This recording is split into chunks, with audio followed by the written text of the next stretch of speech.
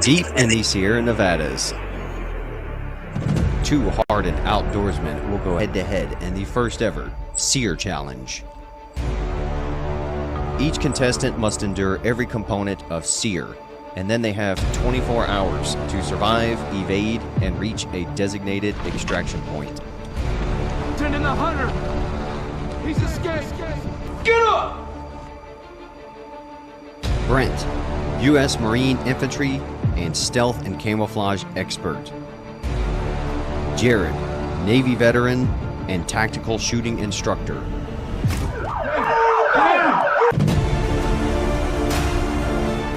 You're not gonna make it! The hunter will be fully supported by an entire scouting team and will have every resource available to hunt down and capture the survivor.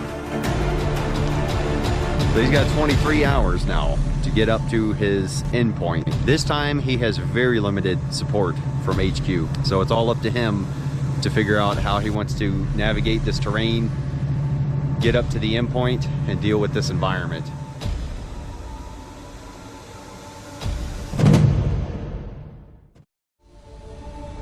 It's man versus nature versus man in the grunt-proof SERE Challenge.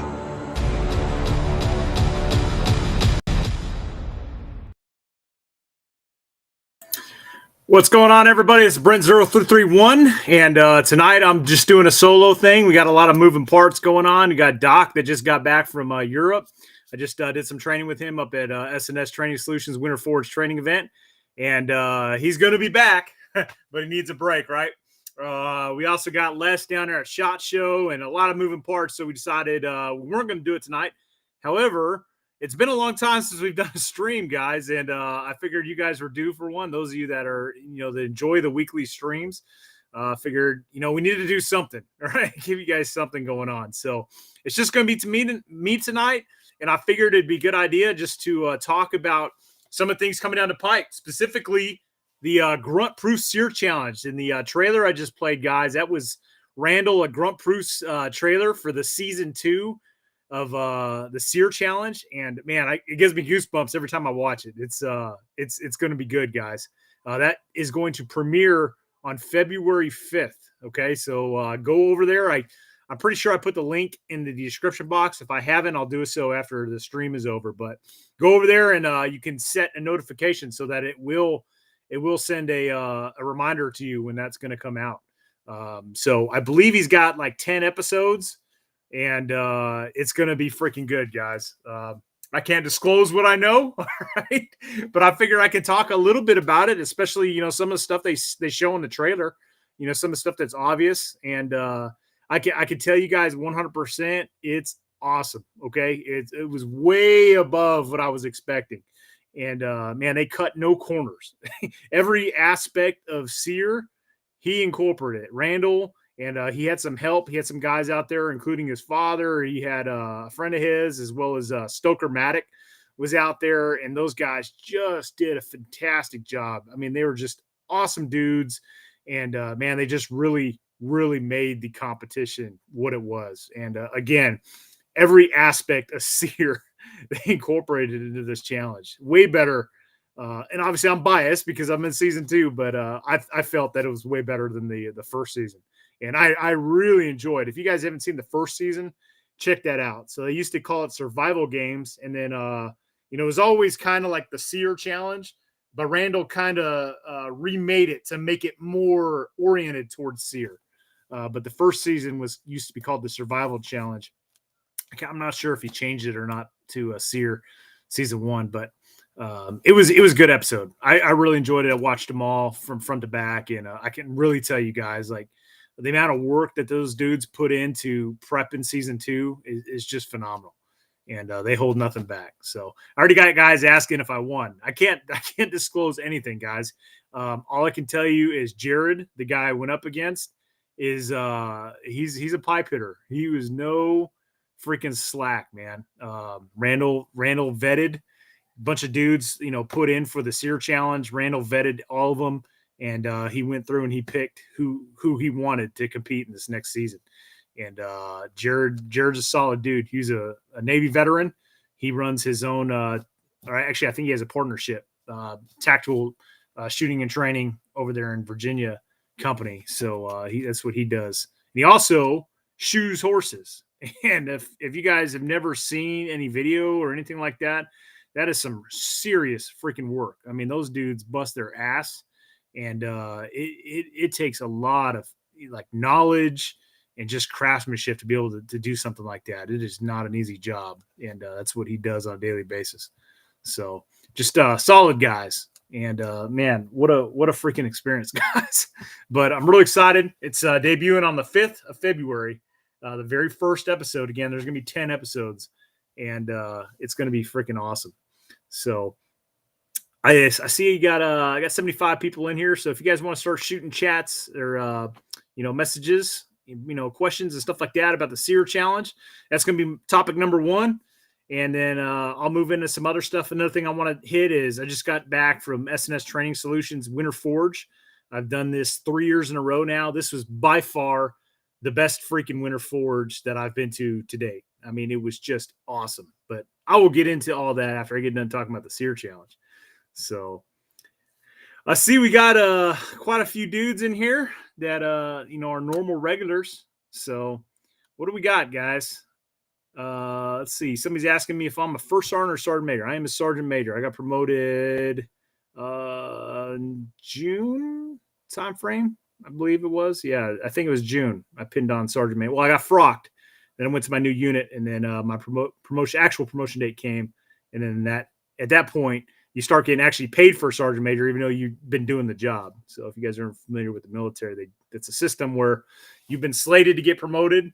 They send you over to your new job, like you're doing the job, but you get to wear the rank, but you don't get paid the rank. So it's like the military's way of kind of fucking you, but it is what it is. So let's see. Always dropping fine. Is it you say fire content? But I think you mean fine content. I appreciate it, man. So YouTube is it's a weird beast, guys. I've had some issues with YouTube and like views, like how many people actually watch my videos and stuff. And it's crazy. I got like 508,000 subscribers now. And, most of my videos only average like 7,000 views. So, crazy. I don't know how that math adds up. But I'm trying my damnedest to correct that problem. So what I'm doing is you guys may or may not have noticed, I'm trying to put something out every day, whether that's like a post on the community tab, whether that's a YouTube short or an actual video or like a live stream. I'm trying to do something every day because I'm not an expert on how YouTube works. But from what I've gathered, it's, regardless of whether you're subscribed or even if you have the bell clicked, if you're not interacting with that channel, YouTube's kind of taking that with their algorithm and determining that like you're not really interested in that content. So they're not, when those content creators publish those videos, they're not pushing those videos to you, even though you're subscribed. And you may even have the bell notified.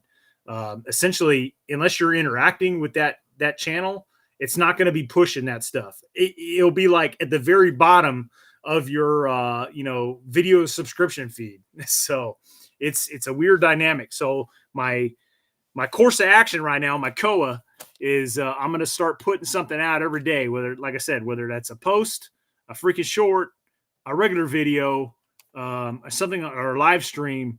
And then hopefully, with more people seeing more of my stuff, that tells YouTube like, oh, hey, he's watching this guy's stuff. I'm going to start showing them everything he posts.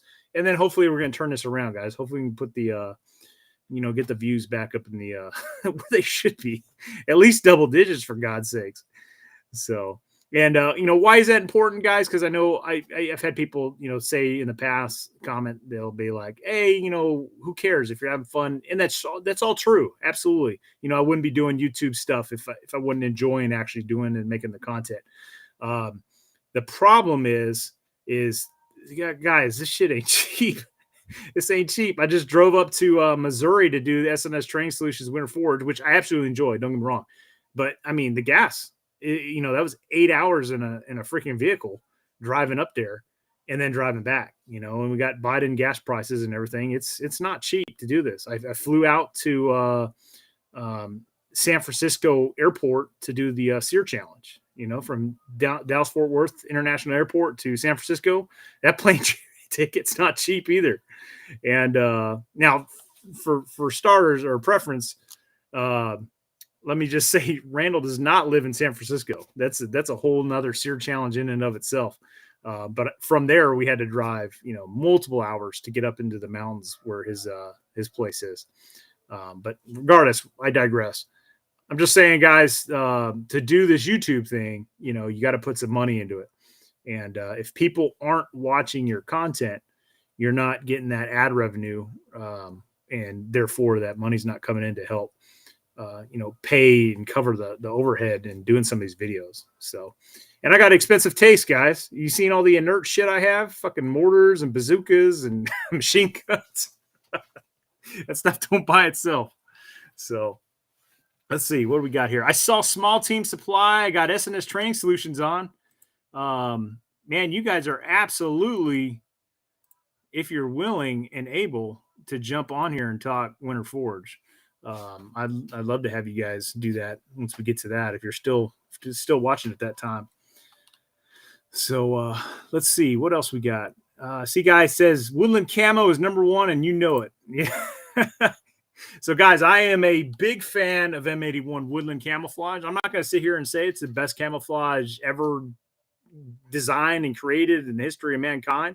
However, it is the first camouflage pattern that I was issued United States Marine Corps. When I first joined the Marines and I went through recruit training, I was issued M81 Woodland Camouflage as my utilities. And so it has a soft spot in my heart because I wouldn't get MARPAT until later. So it does have a soft spot in my heart. And it's just an all-around good all-purpose camouflage. Okay. I wore it. I chose it to go to the SERE challenge at Grunt Proof SERE challenge. And I just thought it performed fantastic up there in the mountains in Northern California.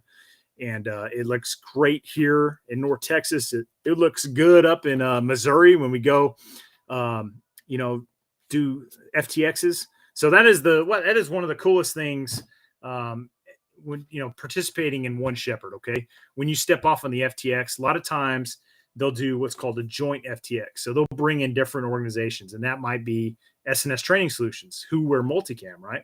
That might be the Missouri Militia, who were Woodland. That might be Light Fighter Studies Group. They were OD. But, doing these One Shepherd FTXs, I see multiple camouflage patterns out in the elements, right? Force on force situation. So it's not like, hey, we're going to go out there. We're going to do camouflage tests, right? We're going to go out 100 meters and fucking stand there and see what it looks like at this distance. No, it's not that at all.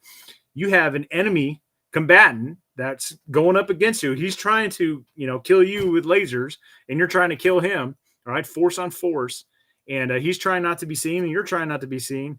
And you're seeing what these camouflage patterns look like in real force on force environments. And I got to tell you, M81 Woodland is a good freaking camouflage pattern. So yeah, there's that. So yes, I am a fan of old school M81 Woodland, and the older I get and the longer it's been since it's been out of US standard issue, the more nostalgia there is surrounding it, and the cooler it is, I guess. So let's see what else we got. Let's see. Survivor Metal Man, he's got his own YouTube channel, and he says that people don't understand and realize what goes into making these videos, and encompasses absolutely 100% accurate. It's a lot of work. So for me, I find that the editing is the number one, kicking the nuts. Filming it is the fun part, and then coming back and editing. Man, I'm telling you guys, these Infantryman's Guide, which I'll tell you right now, Infantryman's Guide videos, in addition to One Shepherd and S&S videos that I make when I go out there and do that stuff, those are by far the most fun things that I enjoy doing and filming and everything. But the freaking editing, guys, I'll spend literally a whole day from the time I wake up in the morning, assuming I'm off that day, going and sitting at the computer and editing, and it'll be the wee hours in the morning, 01, 02 before I'm finished with that episode. So it's just an absolute beating. So, all right. Let's see. I'm just going through some of these comments, guys, trying to hit some. Keep up the great work. Appreciate it. How do former service guys in the circle feel about the guys who just got booted for refusing the jab? So, interesting comment here. The SecDev just posted a notification saying that they are no longer requiring the shot. So that memo just came out, I think, 2 or 3 days ago. So it is no longer a requirement in the DoD. So that's across the forces to get the COVID-19 shot. So I believe that had to do with Republicans coming in to Congress and that being part of the negotiating for a budget. So let's see. Rather be in a Pacific campaign or Vietnam? I think both of those are just absolutely brutal conflicts, guys. Yeah, absolutely brutal. Sorry. I'm getting a little sidetracked. If you guys can start sending me some SERE challenge questions so I can keep on track here. Let's see. Alpha Charlie Concepts. What's up, brother? Welcome in. So he's giving the crayon joke. So, oh my God. So this came up at the Winter Forge training, guys. So the crayon thing just blows my mind, right? So the United States Army, that's their thing when they talk about Marines, right? Oh, Marines eat crayons, blah, blah, blah, blah, blah. Okay. I will have you know that the Marine Corps has never accepted GEDs, not to my knowledge. So if I'm wrong, somebody correct me. Never have they accepted GEDs. The United States Army cannot say that. Okay. So the United States Army says to Marines, oh, they're crayon eaters, they're knuckle draggers, blah, blah, blah, blah. But yet here you have a higher education standard across the time to become a United States Marine. So me personally, I think the crayon thing is kind of stupid as far as jokes are concerned, because the Army's like, they're the ones taking in the substandard education personnel. All right, what else we got here? Come on, somebody throw me some SERE challenge. Otherwise, I'm just going to start talking about it. I promise you guys, I will get to questions for sure. Let's see. ACU is urban camo. Other than that, it sucks. So let me first say that ACU is actually a uniform cut, Army combat uniform, UCP, Universal Camouflage Pattern, is actually the actual name of what everybody refers to ACU. I'm not a fan of UCP at all, and I think most people are not. That's why it was like the shortest lived camouflage pattern in the history of the U.S. military. But, fun, interesting fact here, a good friend of mine, Dimitri, he's the one that created the ACSS reticle with primary arms. For probably 4 years now, I've been in a text group with Dimitri and my buddy Bruce at Camp Armament, the guy that's on his live streams all the time. And for like 4 freaking years, every so often, the UCP debate comes up. And Dimitri swears by UCP. He's like, oh, at such and such distance, it blends in and blah, blah, blah. And he always cites that UCP works great in his area, which is that Nevada desert that we've shot at, if you watch those videos. And it does perform pretty well up there. And I will say UCP performs well under night vision. Outside of that, and and some urban stuff, that stuff's garbage. There's a reason why like congressional inquiries were conducted about that, because guys in Afghanistan were shitting on it. So I'll come back to the Overwhites small team supply. That's Mike Klein. But again, I guess I should have started with Winter Forge, because I got a bunch of Winter Forge guys in here, and I keep getting Winter Forge questions. So, hey, let's see. Alpha Charlie Concept says the USMC did in fact accept GEDs. Win, man. I want some proof. All right. So the comments are coming in really quick, guys. I got like 140 freaking comments out here, so it's hard to me to keep up with them. But I'm going to start talking about some of the SERE stuff. So again, Randall with Grunt Proof, you guys have to go over there and check it out. I mean, the work he's done, he's been slaving away since the time that contest ended to now. He's been like 24/7 in his freaking house working and editing video. Now, when I was out there, he issued both of us, both Jared and myself, these GoPros to wear on our head. And then like in our gear that we had was a bag full of like batteries for the GoPro, which I got to tell you guys, like I've had one GoPro. I can't remember what the number designation on it was. And I was just not impressed, right? Like, because when I would shoot with it, I bought it for, doing fire maneuver stuff and, shooting from cover and, just filming like running and gunning type stuff. And like the shooting sounded awful on the GoPro footage. Like it just sounded weak and sorry. So like I stopped using them.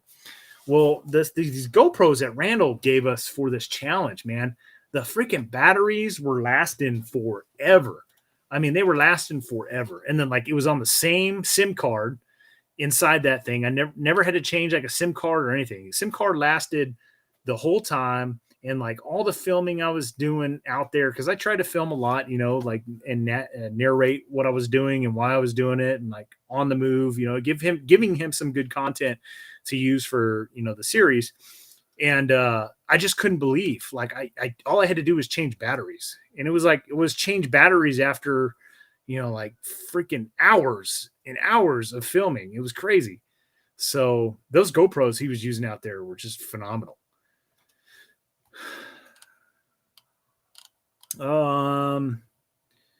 So yeah, so I had a GoPro, Jared has a GoPro, and so you're gonna see a lot of just like personal, like Blair Witch kind of shit, right? So it's like I'm taking the GoPro off my head and like holding it and like filming myself like and talking, or like propping it up on a tree and like kind of narrating what's going on and where I'm at.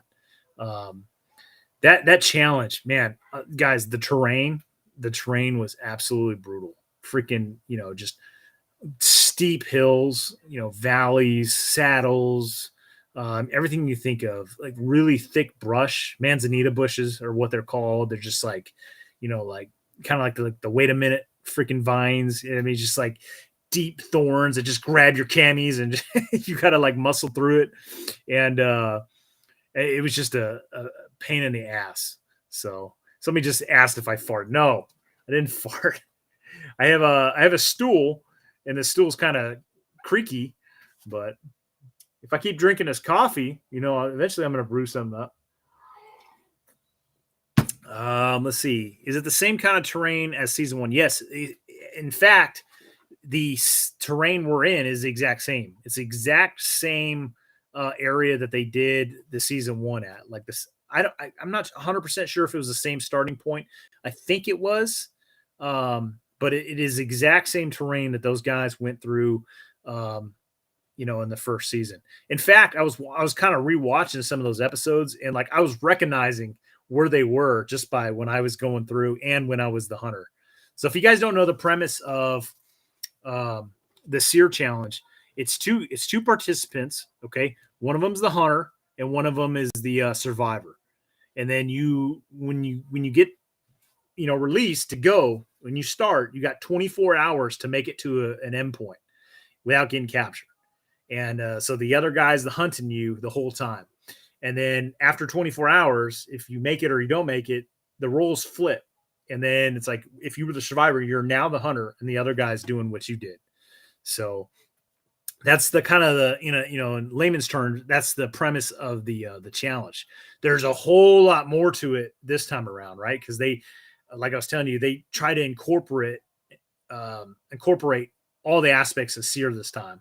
And you guys, if you watch the trailer, if you've seen any of his promo stuff, you see that. You'll see me like, in a chair, flexi cuff with a freaking bag over my head. So, use your imagination.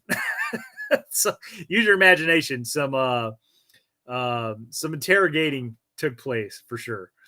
So, trying to see if we've got some more comments about the SERE challenge. So it was very challenging, guys, physically and mentally challenging. And again, I can't really go into too much detail. There will be a solidified live stream with like all the parties involved at the end of the series where like we can go and we talk. And I don't know if Randall's going to do it or not, but I might like have a live stream following each episode to talk about what happened in that episode. At least from my perspective, that may be something I do or not. I don't know. We'll see. Depends on like how much information is given or put out in each episode. If there's enough for me to run my suck about it. So let's see. Randall is doing an outstanding job with the SERE stuff and his channel in general. Yeah. So he's got a fantastic channel. And he's been doing more and more live streams lately. If you guys have watched those, and his live streams will be like 3 or 4 hours, and like I will find myself listening to his streams like in entirety. Just like doing stuff in my man cave or whatever, just letting it play in the background and listening. And so he kind of started his channel like reviewing gear, right? Using the term grunt proof, which is a kind of a military term, a generic military term. Like, hey, is something grunt proof? Because grunts break everything. Okay. So that's kind of where it comes from. So he kind of started as a, like a gear test type of channel, right? Like he would get some gear and then he'd put it through the ringer and see if it was grunt proof, if it would break or if it'd survive and do what it was advertised. And he's got a lot of content, but he's trying to expand his channel into more stuff, more aspects. So like to compare his to mine, like I started off with the camouflage stuff. I started off with the camouflage effectiveness videos. At least that's how like people got to know me, right? And I had that niche of people interested in camouflage stuff, and then I started introducing infantry small unit tactic type videos, and then that brought in a bunch of people to my tent, right? And then I started doing like scope reviews and some other type optic type reviews, so that kind of brought a little more people into my tent. And then I started doing like historical stuff like Vietnam loadouts and stuff like that, so that brought more people in my tent. So I literally expanded my tent. All right, so it's like not everybody that watching. In fact, I just did a poll recently asking my subscribers like, hey, why did you subscribe to my channel? What was it that made you subscribe to my channel? And it was like 60% were all small unit tactics stuff. So it was like infantry related content, right?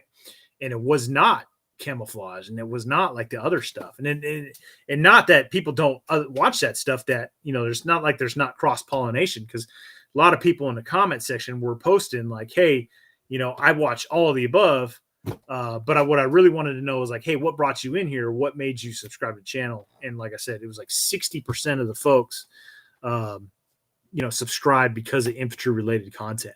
So it's like the thing I started my channel for isn't even like what most of the people subscribe for. So my thoughts to Randall is like, if he wants to expand his channel, which he absolutely is with like the SERE challenge, like it's absolutely possible. And he was talking about like, hey, should I start a new channel, orienting my channel towards this new topic or other topics, because I painted myself in the corner, testing gear and stuff. And like my advice to him on that would be like, no, man, like I started with camouflage tests and I expanded my tent, right? But again, I'm not the one to give YouTube advice, because I'm the guy with like 500,000 subscribers that can't get more than 7,000 views per video. So in any event, I digress. Let's see. Yeah, so here's a guy. Let's see what his comment says. He says, I'm here for the infantry stuff, trying to learn what the Navy didn't teach me on the ship. That's funny. So yeah, Navy and Marine Corps team, man. That's a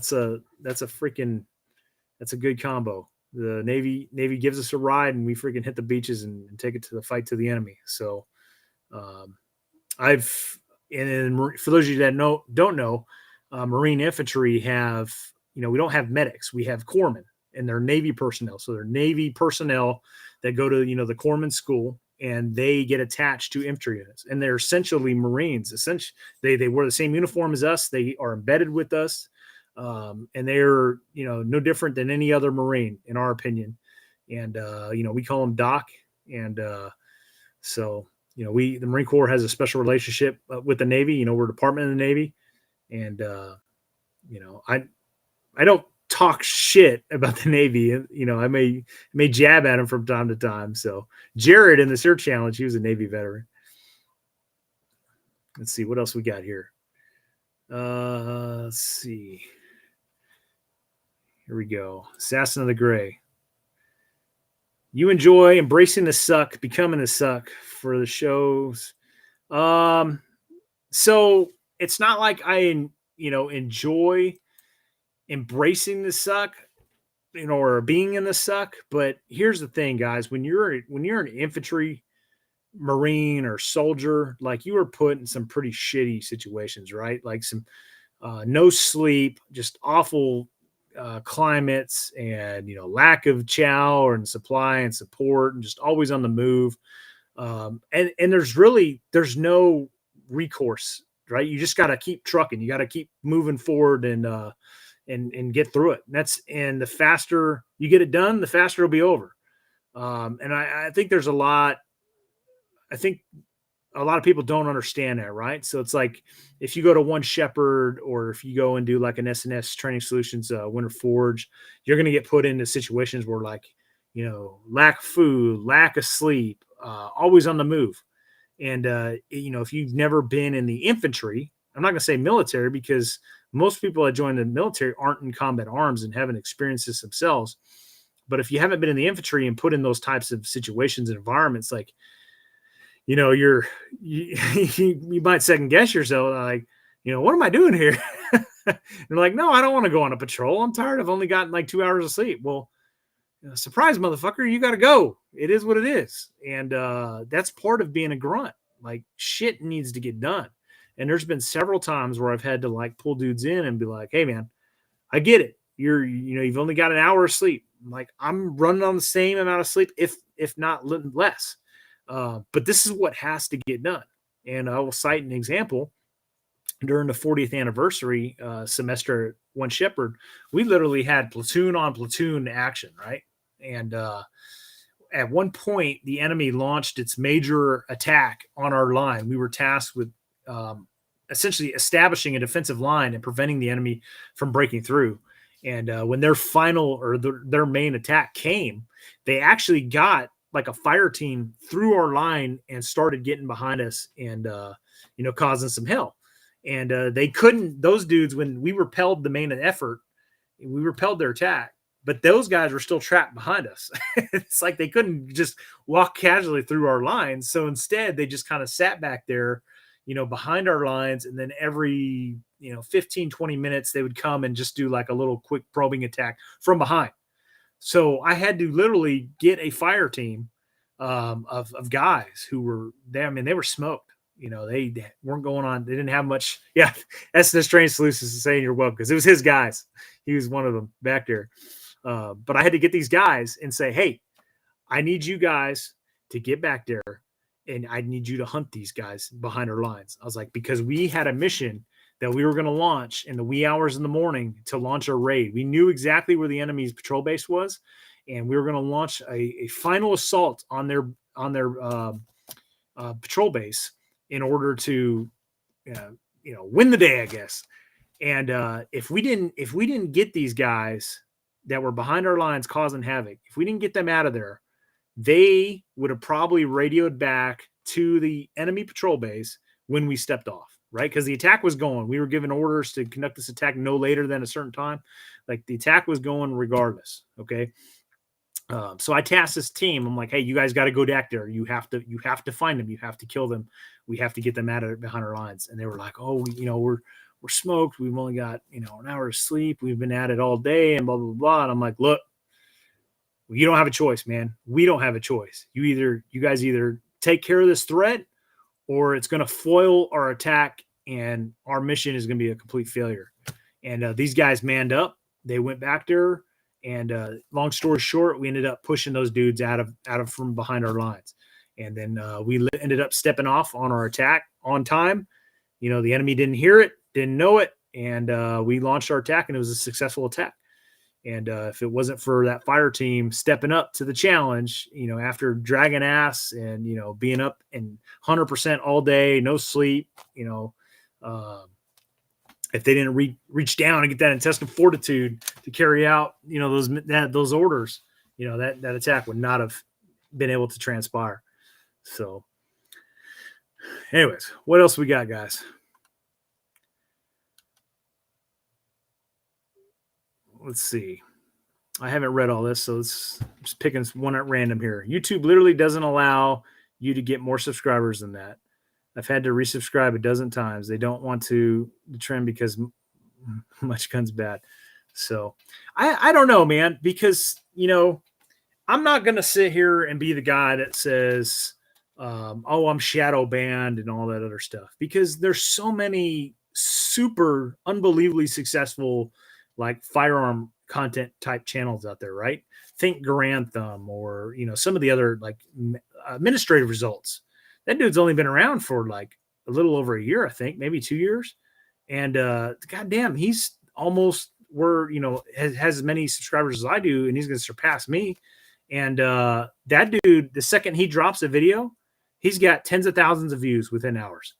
So I don't know what the secret sauce is, man, but that is 100% a gun channel. So, you know, like people can post that like, hey, YouTube is, you know, communist, which, you know, they are for sure, but are they shadow banning? I don't think so, man. Cause how are these other channels, you know, being successful like that? You know, I don't see how that could be the thing. So I got to figure out what that secret sauce is. I think I'm onto it, right? I think it has something to do with, you know, posting these content, because these people that are doing, these people that are making, you know, getting a lot of views and subscribers and stuff like that, and are doing very well. I noticed that they're posting shit every single day, and it's almost like it's their full-time job. Like, so I'll tell you guys straight up, like YouTube is not even remotely a part-time job for me. It's like a hobby side piece that I might like dip into, you know, 10, 15 minutes a day. But I have to change that. I have to step up my game. And I think once I do that, then it'll change things around. All right. So I'm noticing something. So today, for the very first time, guys, I turned on this thing that I'd seen from watching other people's live streams, and it's these things called super chats. And it's like, apparently you can buy stuff or buy a chat, so it like highlights. So anyways, this dude right here is like the very first guy to ever do that. So let's see, let's go. Do you think it's smart training modern day fighters to do missions without armor, knowing that it is getting lighter and more protective? So my thought on that, man, is the mission dictates what the level of protection is going to be. Okay. If I'm doing some sort of reconnaissance mission, or if I'm tasked with some type of reconnaissance mission, I am not wearing body armor. I absolutely, you know, unless I know 100% that I'm conducting some sort of assault or anything like that. Like you need to drop weight as much as possible. So think back, you know, I'm just going to use an example that everybody can relate to, right? Everybody's seen the Lone Survivor movie, Operation Red Wings, right? Though none of those SEALs in that movie, which is based on a true story, but none of those SEALs had body armor on. It was just load-bearing equipment. Correct me if I'm wrong, but they had to insert and then move, you know, however far, you know, probably miles up mountains, to sit in a hide and watch a village where, you know, suspected high value target was going to be entering it. Why do they need freaking sappy plates in? Why do they need Kevlar helmets in? Okay. Now they were compromised. They ended up being in a fight, but it's like, you know, in order to make that movement to get there and get that mission accomplished, their assigned mission accomplished, they had to make the movement there. Right. And you're adding, look how much weight you're adding to your kit by having all that extra protective equipment. And, you know, it is what it is. It's a trade-off. It's always going to be what does your mission dictate? So it's like when I was in Iraq, my first deployment, it was the invasion. Okay. Going into the invasion, we're taking on the Iraqi army. You're goddamn right. I want a freaking flak and Kevlar or SAPI plates. Like, give it to me. Give me all of it. I'm going up against freaking armored divisions. But later on, after we crushed the Iraqi army, we transitioned into security and stability operations.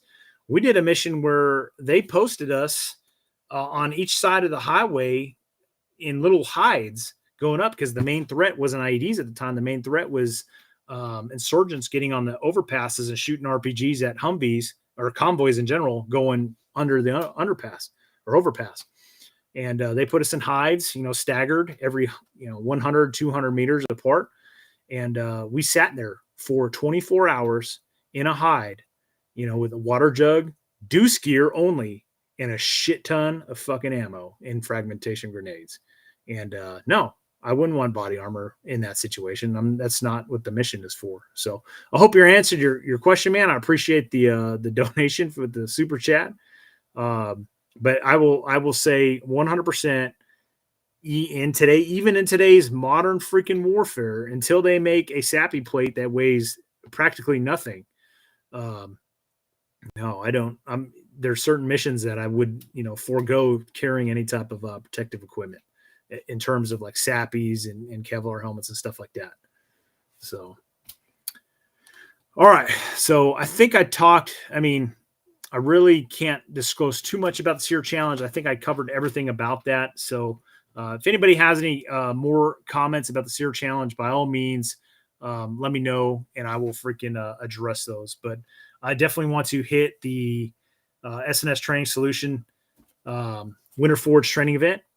And, I know a couple of those guys are in the chat. So if they want to join, let me know as soon as possible, and I will send you a link so you guys can jump in. But I will transition to that, and I will answer questions as they come as well.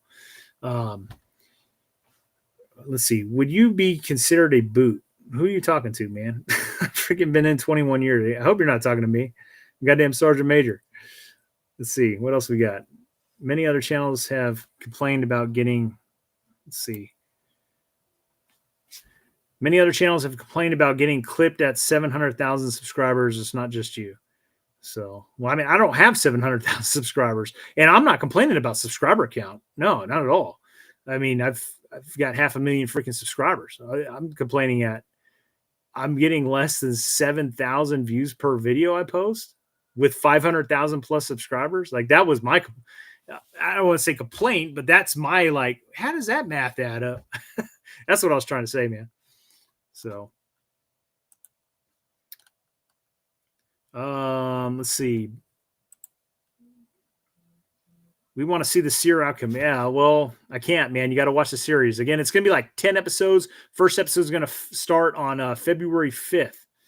So on Grunt Proof's YouTube channel, not mine. So I have his link in the information box. So you guys can go and check that out. Let's see. Is body armor worth investing over other perks considering the new rifle adoption by the military? Yeah, absolutely. Especially for armed prepared citizen.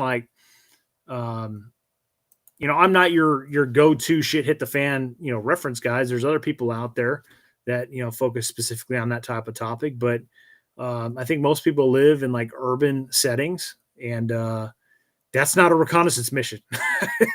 Urban environments are brutal. And so, yeah, I would absolutely. I got a plate here. I'm not going to dig it out right here, but just right at my foot, buried under a couple rucksacks, is my plate carrier with SAPIs in it and everything else, and all that other body armor. So yeah, absolutely, you should get body armor, freaking Kevlar helmet, and all that stuff. Okay, you should have it. I'm not telling anybody not to invest in body armor or not wear body armor. I'm just telling you that the mission dictates what equipment you carry. Okay, so please, guys, don't make that assumption that when I say, hey, there's certain missions out there that don't require body armor, or, I would personally take body armor on. Don't confuse that for I recommending not taking body armor. And actually, we did a whole live stream, guys, on that very topic. So those of you that keep asking that question, you should go and watch that live stream. We got multiple different personalities on there talking about that, including guys like, Chris Larson and, Alpha Charlie Concepts and whatnot. Let's see. What else we got? Again, I'm going to start talking about Winter Forge here in a minute. So I see some people talking about, different calibers, penetrating, sappy plates and whatnot. And it's like, guys, you're never going to be able to cover every little minute threat that's out there, right? So it's like, what are the common calibers? Well, 5.56 is very common. 7.62 by 51 millimeter is very common here in the States. Okay. In terms of the enemy, what's the enemy's common calibers? So it's like, if you're sitting there and you're like, well, this new caliber that just came out can penetrate, level 4 and blah, blah, blah, blah. If you're just going to sit there and like focus on it or not wear body armor at all because of this, magic bullet out there, you're focusing on the smallest possibility, that exists on the battlefield, right? Vast majority of, infantry guys are not going to be equipped with the latest and greatest service rifle and or, caliber. Look at the Russians. All right. Look at Ukraine. When the Ukraine invasion first kicked off, how many of those dudes that like their tip of the spear that they sent in to take the airport in, I think it was Kyiv. None of those dudes even had like freaking IR lasers on their rifles. So if they don't have IR lasers, do they even have MVG capabilities? I don't know. It's like going into, the GWAT. I mean, damn near, we were pretty kind of light on MVJs in the Marine Corps crossing the LOD into Iraq, but like a year into it, all of us had MVGs for sure. So it's like that was back in 2004 when I remember that every swinging dick in our infantry rifle company had MVGs, and here the Russian army in 2022, 2023, it looks like not all of their guys are equipped with that stuff. So I wouldn't get too sucked down the rabbit hole and in terms of, hey, the latest and greatest caliber can penetrate level 4 body armor, because it's just a pendulum, guys. It's like, it's going to swing this way and it's going to swing back this way because somebody created a new sappy plate that can stop that. All right, it just keeps going back and forth. That's how things work. Let's see.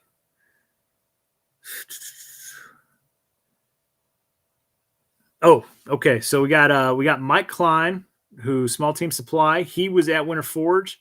I'm gonna send him a link real quick, guys. So give me a second here. I'm gonna try to get him in here because he was at Winter Forge and he can speak Winter Forge with me. So give me 1 second here. Just got to shoot Mike a link so I can get him in.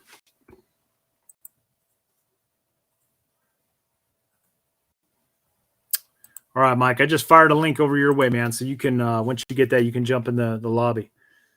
So I'll wait for Mike to jump in here before I start talking Winter Forge. So if anybody's got some small questions they want to ask, we'll pick this up. Keep going. Russia supposedly has confirmed bow kills. Are you talking about like bow and arrow or something? That's interesting. Let's see. What do you use to boil water in your winter war kit? So I have a little, it's called BCB Fire Dragon. It's just a little S-bit stove. Sometimes I use the USGI canteen stove. It literally goes over your canteen, and it's just a little like hollowed out metal or aluminum lining thing. It's hard to explain. Maybe I can find a picture here in a minute, but you just pull that off, take it off, and put it upside down, throw your trioxane tablet inside there, and the canteen cup fits right on top of that. So that's another option, or the BCB. That's typically what I use. They're small, they're lightweight, guys. I can carry it on my my warfighting equipment. I don't have to, carry like a big jet boiler or anything like that inside a ruck. So that's generally what I carry, little trioxane tablets with the BCB Fire Dragon. Fire Dragon holds 3 of their little fuel tabs in the little stove itself. So it's really convenient. You can pull that out, fold it up, has a little windshield, throw your canteen cup on top of it, and heat those up. So, and I don't have too much experience with jet boils, but some guys have said that they don't work well in the more cold environments, like below freezing and stuff like that. So I know dudes take jet boils all the time to the field, and they do have their purpose, but again, they're bigger than the little individual field cooking stoves. So I tend to just use the trioxane tablets. It's easy. Let's see. Okay. What camo would you use for Ukraine? Well, I personally, if I was Ukrainian, I think they're on the right track. I see a lot of multi-camo there. They have their own version of what looks like UCP. It's better in my opinion. It's like, has more brownish tones. I think they should stick with that because the Russians are using the digital flora. It's a darker green camouflage. So guys, if you've never been in like force on force situations, like even in one shepherd, when you have one side wearing woodland camouflage and the other side's wearing OD, it can be difficult to distinguish friend from foe. And even that stark contrast between OD and woodland camouflage, right? So I think Ukrainians should stick with a tanner-based utility uniform when fighting the Russians, who have a darker green utility uniform for just ease of friendly identification. And even with that, you still see them utilizing armbands and things of that nature. So let's see. We got another super chat here. Let me pull this up. I appreciate you, brother. So we got as a Texan, any thoughts about the offensive going on the Mexico right now and the cartel situation? So yeah, the border's disaster, guys. El Paso used to be like the safest city in America. I think like crime rates were super, super low. I guarantee that's not the case anymore. The border situation is ridiculous. And, hopefully Governor Abbott steps up, because obviously the federal government isn't going to do jack shit about the situation. But hopefully Governor Abbott does a lot more than he is doing on this border situation. I've watched some specials with like Tucker Carlson. He doesn't seem to be too impressed by what Governor Abbott's done on the border. So I see Cole in here. Cole says that, Cole is he's one of the leaders of S&S Training Solutions. And he says, yeah, I use the Fire Dragon as a personal kit as well. So, and Cole, by all means, man, if you want to jump in here, let me know. But I got Mike Klein here with Small Team Supply. What's up, brother? Hey, what's going on? Yeah, brother. Thanks for jumping on. Yeah, absolutely, man. I'm excited to talk Winter Forge. I mean, that thing was a freaking blast. I know, right? Oh yeah, it's one of those challenges that you won't soon forget. You know what I mean? It's just an amazing experience, life lessons, that I'm gonna have forever. Oh yeah. Yeah, I'm gonna try to pull up some pictures here for those that haven't seen any of the stuff I've posted yet about it. But it couldn't have been any more perfect, right? So we showed up, and the first 2 days were kind of like just training days, like classroom work and being in the field and like going through the motion of like setting up Arctic tents and just like other cold weather related training, right? Because it's different, guys. Yeah, there's a lot of similarities about operating in normal temperature range environments. But when you're in the cold, there's a specific stuff that pertains to operating in that cold weather environment that are like 180 from what you're used to. And an example of that would be, hey, you're in this heated squad Arctic tent, right? Well, you don't want to keep your weapon with its optics inside the hooch, right? Because your hooch is heated, and then outside it's freezing freaking cold. So you literally got to build rifle racks and keep your weapon outside of the hooch in the elements, right? So that it's not going through that, heated warm tent and then back out in the elements, because it's going to start fucking up. And that's how you get, catastrophic failures with your equipment and weapon systems. So it's just a completely different mindset, because most military guys are like, it's ingrained in your head, like you will never be more than arm's reach, from your weapon. Well, in this situation, you can't. It needs to stay outside. So you got to kind of like separate that mentality from your head and adapt to this specific environment. So that's just one example of many. And I'm sure we'll dabble into some of that here in a minute. So yeah, Mike, if you could bring up something else, I'm going to pull up some pictures just so I can show the guys. Like, well, I was just going to want to talk about that point a little bit. There's still like some nuance in it, especially with the wet, cold environment, because we had the rifle racks built and the temperatures got a little, let's say, moist, right? It warmed up a little bit to where there's moisture in the air, and it would, start going after the rifles, getting them wet. And then that night, the temperatures dropped to 11 degrees and all that moisture froze on the rifles. So, your dust covers, they weren't popping open like they should. Ejectors weren't wanting to actually eject the cartridges out of the rifle. Bolts not wanting to seat all the way in the battery because of this stuff. It's just the wet, cold environment is just extremely challenging. So yeah, you got to have your outdoor rifle racks, but you also have to bring them in the tent sometimes too. Just depending on what happened in the course of that day.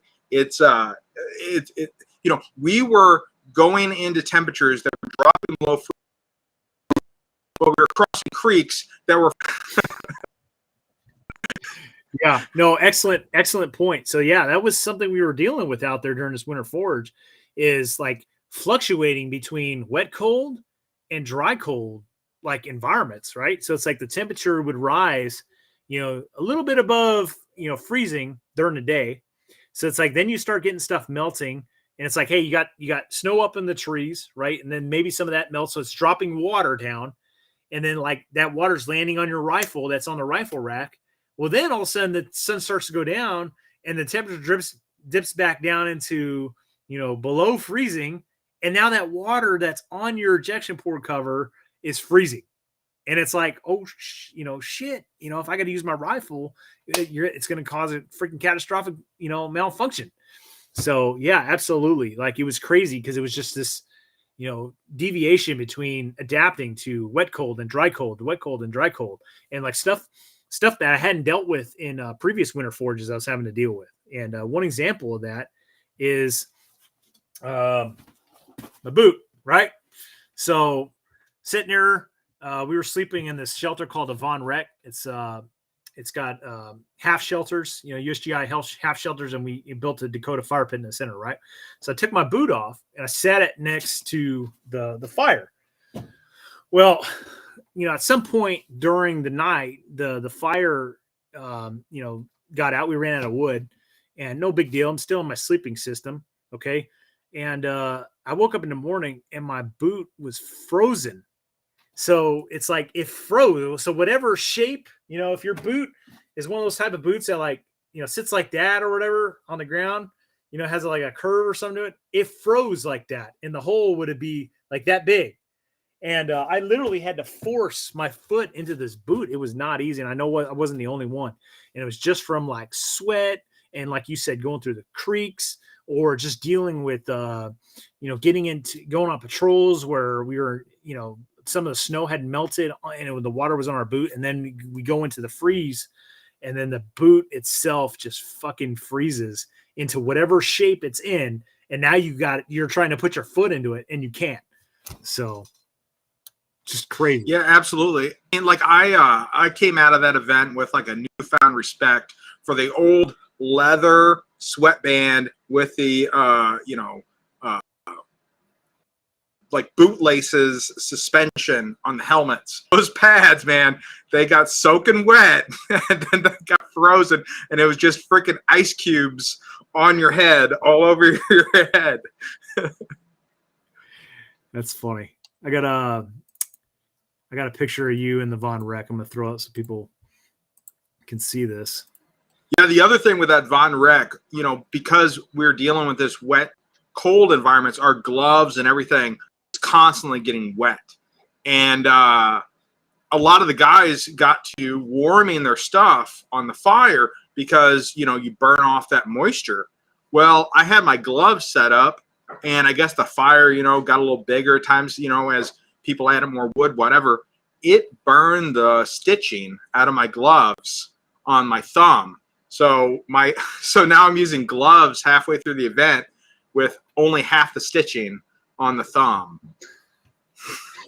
I had the same. So these are intermediate cold weather gloves, and they look like the black leather gloves that you use, you know, standard, you know, work in normal conditions, that, you know, you wear the green glove inserts. These aren't them though. They look like it, but they're not. They have, you know, like padding and shit inside, but these are Gore-Tex.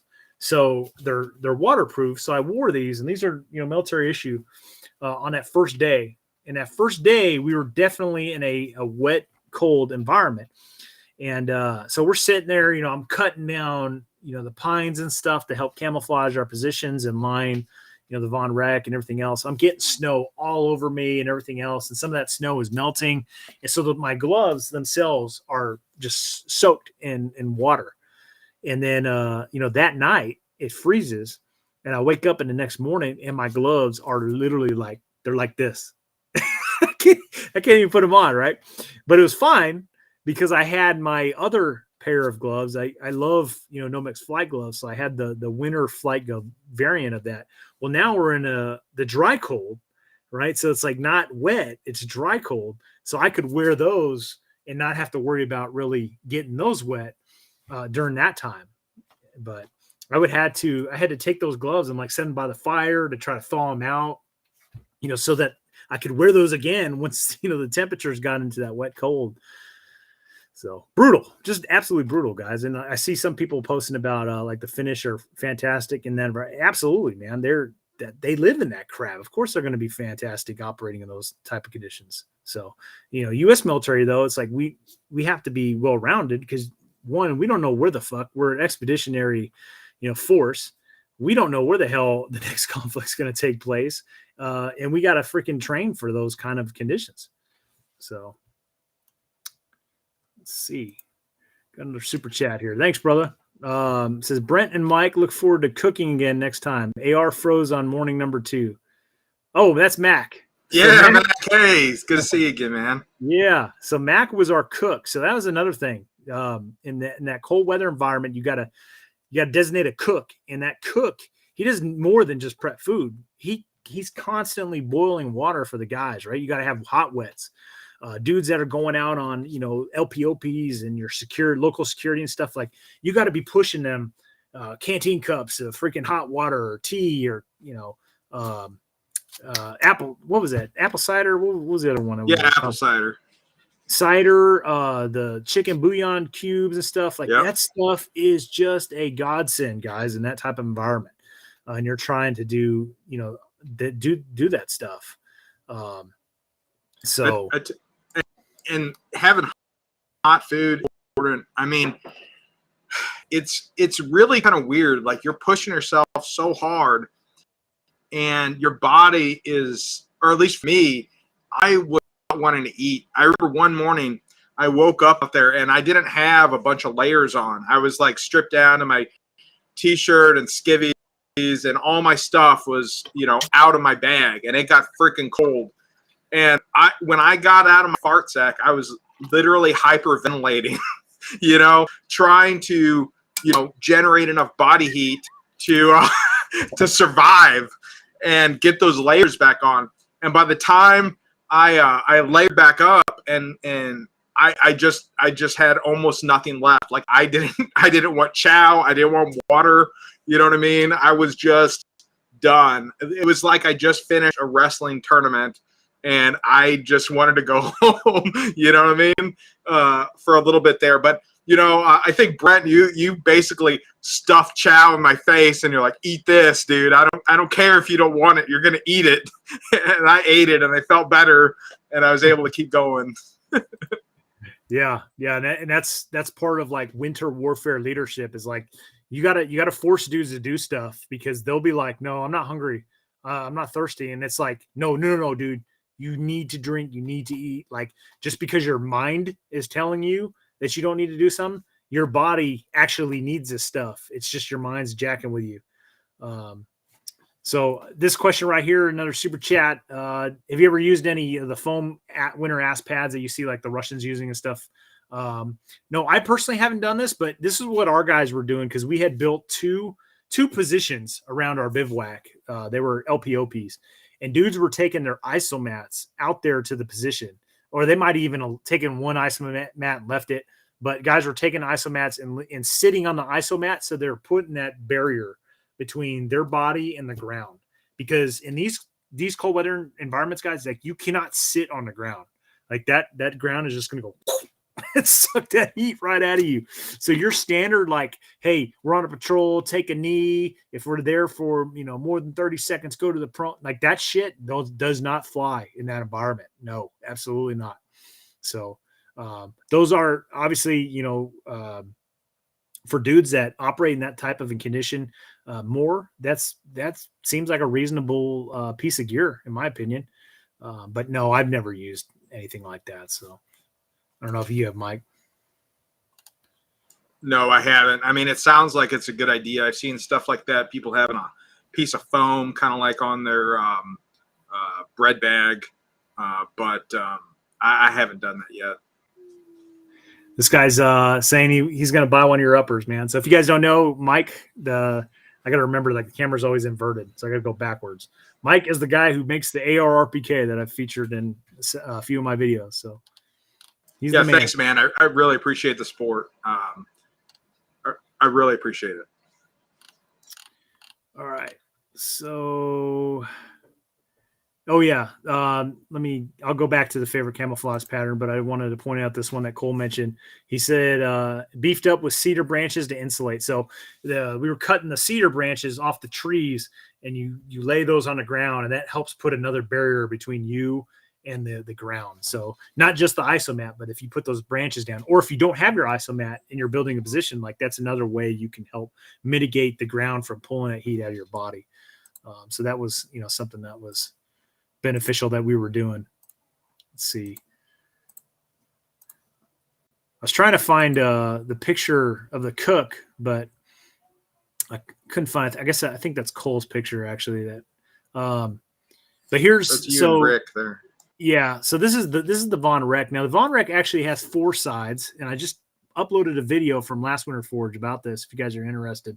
But you guys can see kind of how it works. Like, you see the one guy who's the system patrol leader. He's laying down, and you can see underneath him he's got the pines, and the pines are underneath his isomat. His isomat's on top of it. So those are just ways that you help mitigate keeping the ground from sucking that heat out of your body. So we had 2 essentially like structures in our bivouac. So we had the Von Rec, and then we had an Arctic tent that I'm about to pull up here. And not all of our guys could fit inside that Arctic tent, all right, which is heated with a stove. So what we did is I said all the leadership, okay, so like the patrol leader, APL, and then we had 2 fire team leaders, which Mike was one of them. We all stayed in the Von Rec while our troops stayed in the Arctic tent. And then obviously we were manning up, positions outside of the bivouac for security.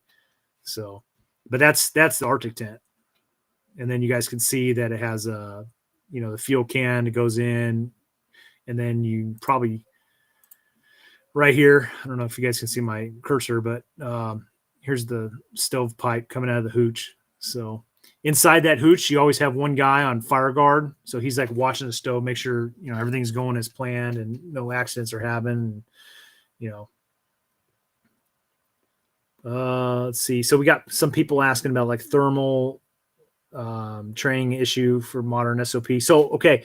So when you're selecting your bivouac site, that's part of the thing you do at Winter Forge. Like, you go into the field and you're looking at like, hey, what's going to make a good bivouac, right? So in the wintertime, you have bivouacs as opposed to like patrol base. Like, I mean, and you could call it a patrol base, but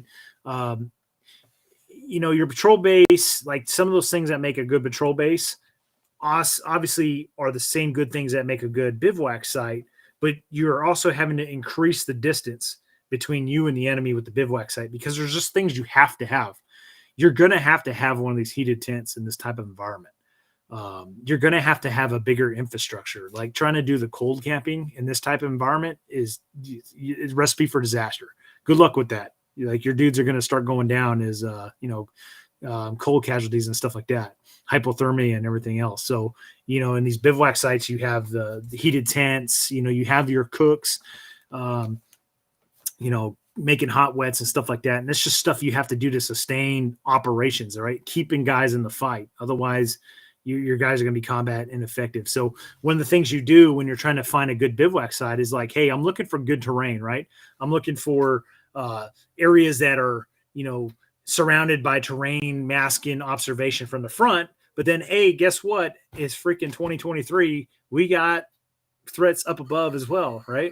So I'm looking for, like areas that are underneath heavy vegetation. Well, guess what? In the winter, a lot of the trees don't have freaking leaves on them. So you got to look for the trees with like the heavy cedar and stuff like that. So I felt we did a pretty good job at selecting a site that had good overhead cover, as well as, cover and concealment from the fronts and the sides, as well as utilizing the terrain to help mask our bivouac site. And then what we also did is we went around and we were cutting down cedars branches and using those to plus up our camouflage in the front and on the sides. So it was actually really funny though, is when we first built our bivouac site, we only did the regular Arctic tent, right? And then we realized, shit, we're going to need more infrastructure for the other guys. So then we put up the Von Rek. Well, the Von Rek was slightly out of the overhead cover that we had. Well, day 2, a freaking little drone flies over, and I'm not going to like blow the whole FTX, but a drone flies over, and myself and the APL are sitting there like, oh fuck, because we got a Dakota fighter pit going inside that Von Rek, so we're like scrambling, and Mike's pack is like sitting there, and it's got a tarp on the bottom, so we rip that tarp off his pack, and we're like scrambling to like string up this tarp to get it over the Von Rek to try to cover the Dakota fire pit and disperse that the smoke that's coming out of the Dakota fire pit a little bit more. So it's a whole different mindset. There's a bunch of stuff that just goes into operating in that environment that like you're just not used to when you're in the regular temperate environments and stuff. So hope that answers the question about thermals. It's like you do what you can to mitigate. Are you going to be able to get it 100%? No, absolutely not. But I mean, that's true with regular patrol bases. So it's just, adapting to newer technologies and utilizing terrain. I will tell you this. In one Shepherd, we've had multiple semesters now where one side or the other deployed a drone, and not one time has that drone ever found the other team's patrol base with the drone. I mean, these are like the store-bought drones, and like I see comments all the time on my videos about these people saying, "Oh, the store-bought drones can find this, that, and the other, and this, that, and the other," as if they fly with immunity. Number one, right? As if they can't be jammed whatsoever. That's what people act like, and then they act like every single one of these things just has like millions of dollars worth of technology on it that can just automatically pinpoint like a freaking predator. Individuals, in the woods, and 100% not accurate, guys, 100%. And we were talking about this at Winter Forge, and it's like, how many flight hours do you think are going on or taking place for every little snippet that you're seeing on YouTube of a Ukrainian drone dropping a grenade on a Russian position? Oh, and by the way, every time you see those videos, it's a Russian sitting in a trench or a fighting position with no overhead cover, like out in the open, So anyways, That's my 2 cents. I tell you what, you better be pretty hot stuff as a drone pilot if you're going to navigate it through all those eye pokey cedars. Yeah. And where we set up our bivouac, like heavily wooded area. Yes, many of the trees did not have leaves on them, but there were still several trees that are like, had the thick cedar on it, and it provided that overhead cover. So let's let's see. I haven't read this whole one, but it seems like it might be a good comment. I just saw -20. So it says, I remember sleeping in a MSS bag at -20 all night, no wake, and it was too warm. But when we got colder, rarely I worry about that. I was in a small tent, but inside it was as cold. Have to train in the winter too. So I'm curious to know what Mike took, but I took my green patrol bag. I didn't even take the heavy black one, right? I took the green patrol bag. I had a bivy sack. I also had my poncho liner. But the reason I did this is because I brought I believe it's a level 7, the puffy marshmallow suit. I brought that and I wore that inside that green patrol bag because when I've taken the black bag in the past, it takes up like more than half of my rucksack. And I was actually kind of taking somewhat of a smaller rucksack, a DG3, as opposed to the normal one that I take, the big giant Mark 7 Crossfire pack. So I wanted to downsize and try that, and it worked. It worked good. So it got cold, but it worked.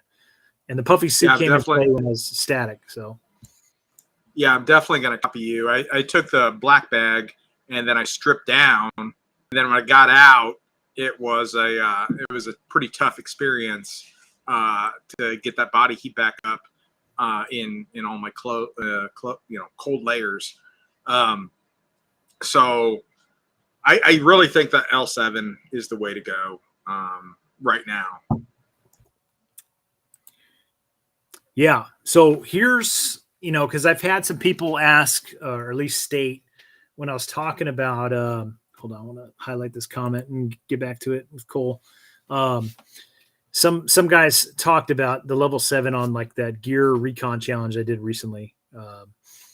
And they're like, hey, why didn't you take level 7 instead of like sleeping system? Essentially what they're talking about, right? Because I put the temp range in the low 30s for that. Well, the problem with that is it's a cold, wet environment. Wet is the key word. That level 7 gets wet, you're fucked. That is not going to do anything for you, and then you're screwed. So that's why, like when I did my loadout, after the competition ended, I had a bivy sack with a sleeping system as opposed to going with the level 7 suit. But that level 7 suit in the dry cold, oh my God, guys, it is just money. It is money. And the pants are cheap, but the jackets are like super expensive. So I don't know what the hell the deal with that is. So do you have a level 7, Mike? Yeah, I had a level 7, but I left it. I actually haven't taken it to any winter forges, and I've had it the whole time. I just, I guess I just wanted to get beat up enough before I learned my lesson. Yeah. So Cole says that he uses his level 7 suit with the booty. So there's actually these like little booties also with that piece of gear. If you can get those. And he says he wears that inside his poncho liner as his sleep system. So that's been good for him. I think the booties he's referring to is actually part of the Gore-Tex boots, like the little the gray. inserts. Yeah, the inserts. So in the Marine Corps, we call the level 7, we call it the happy suit. So there's a happy jacket, happy pants, and then there's happy booties. And the reason I remember this is because when I was going to Afghanistan, they issued us these, right? And they're like going through and they're like, hey, everybody hold up your happy jacket, hold up your happy pants, and hold up your happy, booties. And they're getting ready to move on. And somebody's like, well, are we going to get issued happy socks? If you guys don't know what a happy sock is, it's a happy sock is what you jerk off in. So, anyways, I digress. Great piece of gear, guys. Get you one. So, what else we got? I've got some more photos here. Here's another Dakota fire pit picture. So the good thing about the Dakota fire pit is it's a little high there, but when you use or dig that Dakota fire pit, you're digging into the ground and then you're digging a second hole parallel with it, and then it connects underneath the ground. So in theory, it keeps the fire below the surface, so that it lowers its profile. So it's a good like stealth camping type fire. Obviously, and again, fire is one of those things like in a normal tactical environment, like, yeah, I'm not going to fucking make a fire. Are you crazy?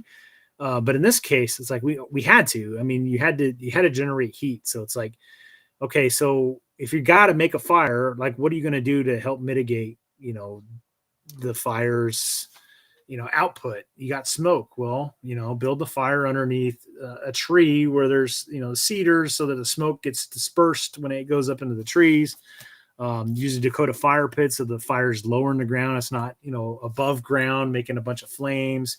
In this case, we're using it inside our Von Rec. So you literally have these shelter halves, like kind of concealing around the fire, significant overhead cover to try to, keep from, UAVs, seeing that, at least with normal, regular camera vision and stuff like that. So it's like, again, there's these things that you got to do in the winter that normally you'd be like, fuck no. But like in the wintertime, you just have to, or in these type of cold, wet environments.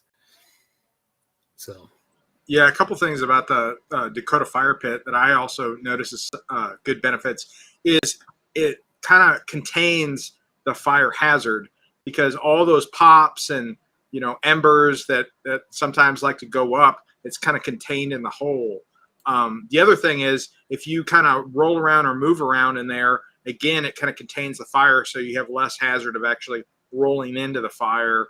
And then thirdly, it didn't really work for us per se, because it was just the ground was so moist, and anytime we burned off the moisture around the pit, it seemed like the water just kind of wicked back towards it.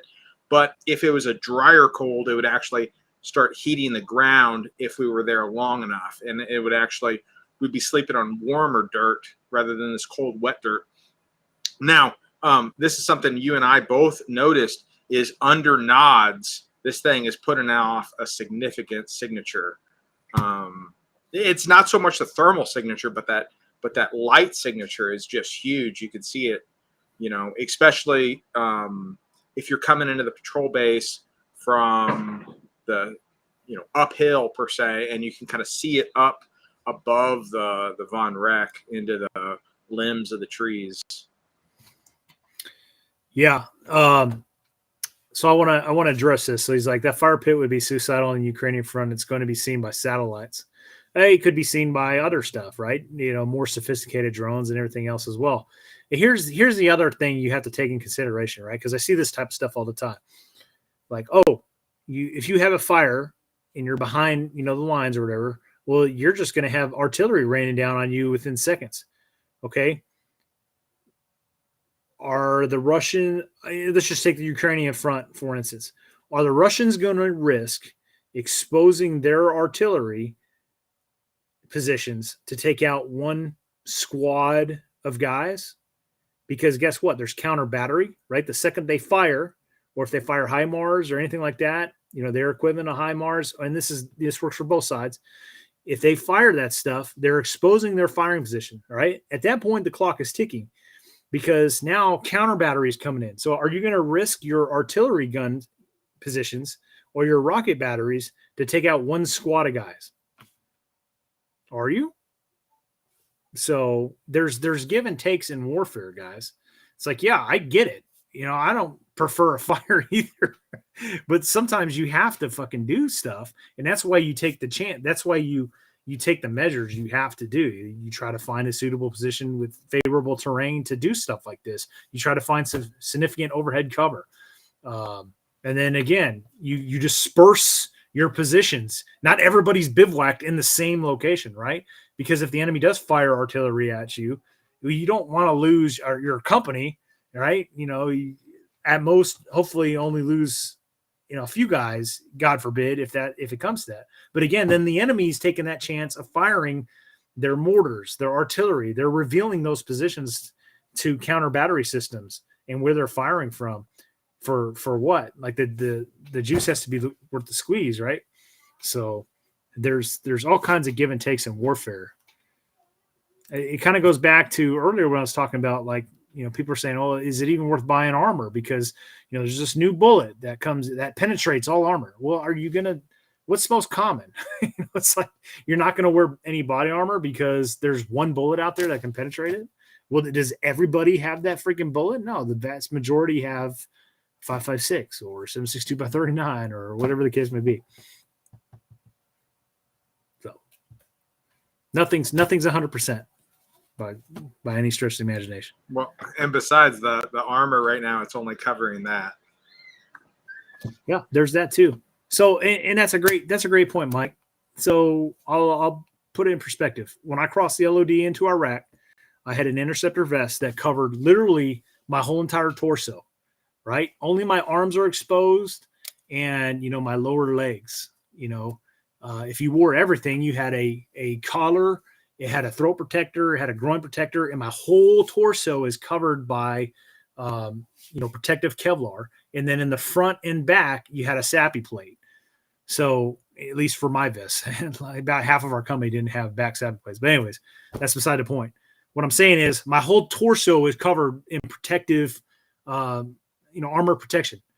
Well, now freaking most dudes were just plate carriers, right? And it may have a cummerbund, but it does not, as sexy as they look, they do not offer as much protection. Most plate carriers just have straps right here. What about your neck? And a lot of them dip down in the back and like a significant portion of the upper back is exposed, if they're not properly fitted to the wearer. So it's like, more of the person's body is exposed with a lot of these modern day plate carriers than the shit I had fucking crossing LOD in 2003. And now look at our helmets. This is the one that always cracks me up. Our helmets nowadays only cover like the top portion of your head. Now everybody's got these freaking Mickey Mouse earmuffs that go on their head. And like, those aren't taken around. Those ain't stopping nothing. So it's like your old school K-pot covered more of your head than the modern day helmet does. Now, most modern day helmets have, a little bit better ballistic protection. Some helmets can actually stop around nowadays, but I mean, in terms of like design, features, like the old K-pot cover more of your freaking skull than the modern helmet does. So it's like some of these guys that are like freaking out when I say like, hey, some missions don't require, or, I'm going to drop body armor because it's like the mission doesn't require it, like a recon mission, right? And then you see their gear and it's like a fucking slick plate carrier with like 2 SAPI plates and a high cut Kevlar. Like, okay, man, how much protection do you actually have over someone that's not wearing any? So I'm sure some people's heads are exploding right now. And I ain't even drinking. Well, and again, that goes back to, if they're good for 1, they're good for 5. Yeah. So, but yeah, it's just kind of going back and sorry if you guys have been posting, like the comments go by so fast and it's hard to keep up. Here we go. We got Stoker in here. He said risk management, probability, and severity. Yep. 100%. 100%. Again, guys, like, nothing is foolproof, right? And that's just kind of the thing in these winter operations. It's like sometimes you have to take chance. Like you have to drop your security down. Sometimes at our bivouac, there were times where we only had one guy on security doing like an internal roving patrol. I had to kick out patrols. I had to have guys on rest cycles. So it's like we had to drop down on security just to freaking operate. I only had a 9-man squad. So it's like in normal conditions, like I would never want one guy on security, but it's just one of those things. Like I had to, it's like how we had to operate in this condition. So I recommend everybody, takes part in, if not Winter Forge, something very similar. I'm not aware of anything that's even remotely close to Winter Forge, but just people gotta get exposed to this type of environment, man. It's so mind blowing. It's so awesome. I love it. I've done it 3 years in a row now. Ever since I first found out about it and Cole invited me to it, I've done it ever since. It's just fantastic. Oh, I couldn't agree more. I mean, it's one thing to go out camping, you learn some stuff. It's a totally different thing when you actually got goals to accomplish and people trying to prevent you from doing it, and they're trying to work their own stuff on you. Yeah. I'm trying to scroll through some of these comments, guys. Yep, I see one guy says he's waiting for the new SERE video drop. Me too, man. So I haven't seen any of the episodes that that he's put out or he's made. Okay, he's like kept that all to himself. So Randall has like been slaving away on these. He's got them. They're already uploaded, and like I haven't seen them. I've got all the video that I took with the GoPro he issued me, but and I'm not allowed to share that really. But that's it. Like I haven't seen any of Jared's footage. I haven't seen any of the support staff's footage or anything. I haven't seen any of the. So when these things get air, it'll be the first time I'm seeing it all, come out. So I'm really excited for it, guys. It was a great experience, and I'm glad that I was honored that he picked me to be one of the contestants on that. So. Yep, Gears also met TC. Absolutely, 100%.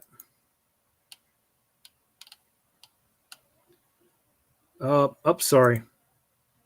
I said we'd get back to this. I forgot.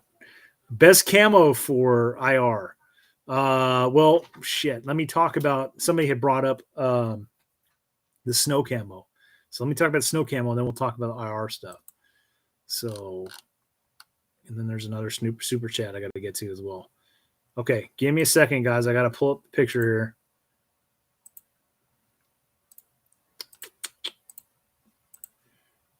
Hang in there. All right, here we go. All right, so there were several camouflage patterns on display out here. Okay, so let's just start from the left. You got your standard all white. Now, this is what was interesting, seeing all these different patterns, right? So it's like your standard all white. Well, what does that blend in good with? Well, this, right? Open area with solid snow. But then when you put it in the, backdrop of this, it's effective when you mix it in, but it's not as effective, right? But then look at this multicam Alpine. Look how it disappears in the backdrop of that forest, right? Like snow-covered forest. Isn't that amazing? I thought that camouflage pattern, which is what I was wearing, performed really well out there in the forest. But you can see the contrast and what it looks like in the open area with just regular snow on the ground. So a lot of these guys have the, standard over whites. There's me wearing the Alpine. So here's one. Mike's wearing the German camouflage pattern that just, it's over whites with some splotches. So it's kind of like in my opinion, like a happy medium. Like you can see this guy has the same thing on it. It's kind of like a happy medium, right? It's not all over whites. But it's not, it's got the splotches in it. So it did look really well in the woods as well. So it was kind of a mixture of being out in the open and being in the woods, in my opinion. So I don't know what pattern this guy had on. It was clearly like a snow camouflage pattern. It had some like really bright greens in it. So I think it's designed for, some type of like pine forest, or just a lot more like green evergreens, stuff like that. So I'm not going to say it was like the greatest camouflage out there in that particular environment. I think it was designed for a different region or area, in my opinion. I don't know, Mike, you can probably comment on that. I'm not sure what it is either. The camouflage pattern I'm wearing in that photo, actually Cole had a loaner that he provided me. I had some, I was not expecting snow, so I didn't prepare for it. All the forecasts were like, oh, it's going to be wet and mushy out there. It's going to be, I figured I'd come back brown, and from all the mud. But so that one actually is a Russian pattern. If Cole's in here, he could probably talk to it a little bit better. I actually did a video over it, and I misspoke when I said it. But if you look at it, it's like almost exactly the same as the German one. It's like the Russians copy a lot of camouflage patterns. It's almost exactly the same. But yeah, I actually have a video of that Russian pattern on my YouTube channel. But okay, so another guy asked what IR. I don't know, man, because my experience dealing with IR is it's more about like the materials and if it's treated and how it'll show up. So I've seen guys at One Shepherd, in formation, and they have they all have woodland camis on, right? And then Les has this, I think it's a Sonics camera that has like a night vision capability or filming or whatever, and he's like films. And like when you see the footage from that, like some of these people bought like the cheap Chinese you have the ACU cut uniform. So they have the woodland camouflage with the ACU cut uniform, but they bought it from China. It was real cheap. And it's like, you can just see the contrast between like the uniforms made by Proper and then those Chinese uniforms. And like, they look purple and they stand out. So I think it's more of like a manufacturer and like materials thing, as opposed to a camouflage pattern thing. So absolutely, when you buy utilities, check them out through MVGs and just kind of see what they look like. All right. Cause a lot of these Chinese made ones are just, the materials they use look like garbage. So I've heard people talk about UV brighteners and stuff like that and detergents, if you wash your shit. So I've literally, my camis in the Marine Corps, like I've washed multiple times with just regular detergent, and we go to the field, and like none of my Marines look like they stand out at all from, during, night vision or anything like that under nods. So I don't know. I'm trying to tread lightly here because I don't think that IR treatment or whatever lasts forever, but it's like looking at my Marines under MVGs, wearing digital Marpat. And it's like, I know these cats ain't like fucking looking at their laundry detergent and like, oh, does this have UV brighteners on it? Like, they're not doing that. And none of those guys' cami utilities are like standing out like bright or anything like that. So anyways, I digress. I do want to talk a little bit about the overwhites and how effective they really were in concealing people out there. I mean, like guys would just kind of walk up against a tree line or whatever, and they just disappear. They could be literally out in the open, like not under any tree boughs or branches or anything, just kind of like just near a tree, and they'd literally disappear.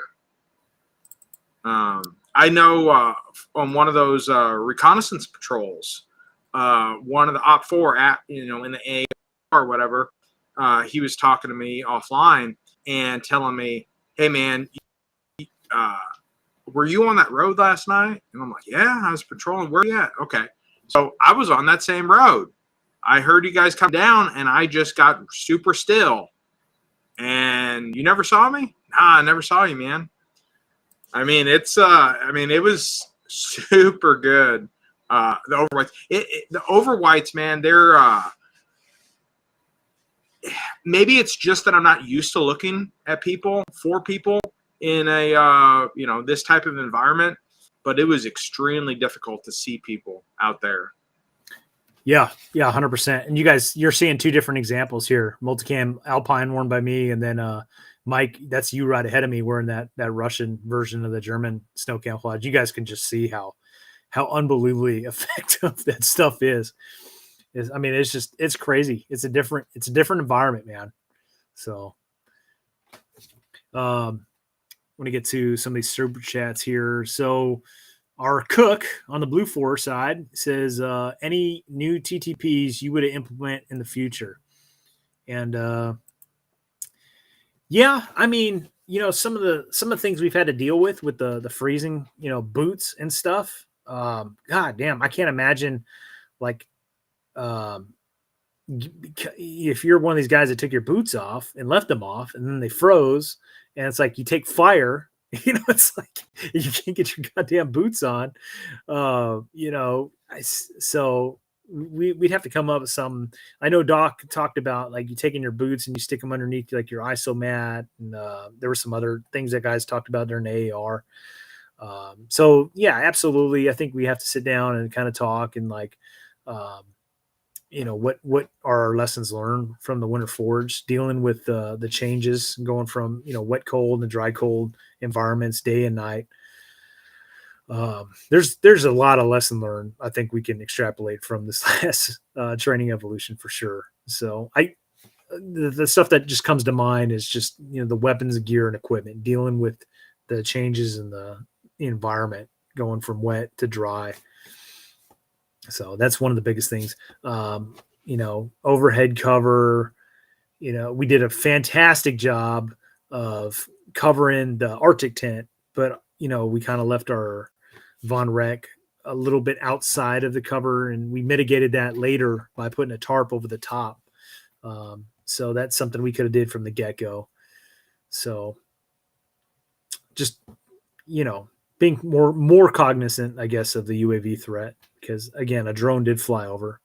So what about you, Mike? What you got? Oh, I don't know. I mean, we talked about it a little bit, like taking the L7s out there, and for me, I'll tell you one thing. So you have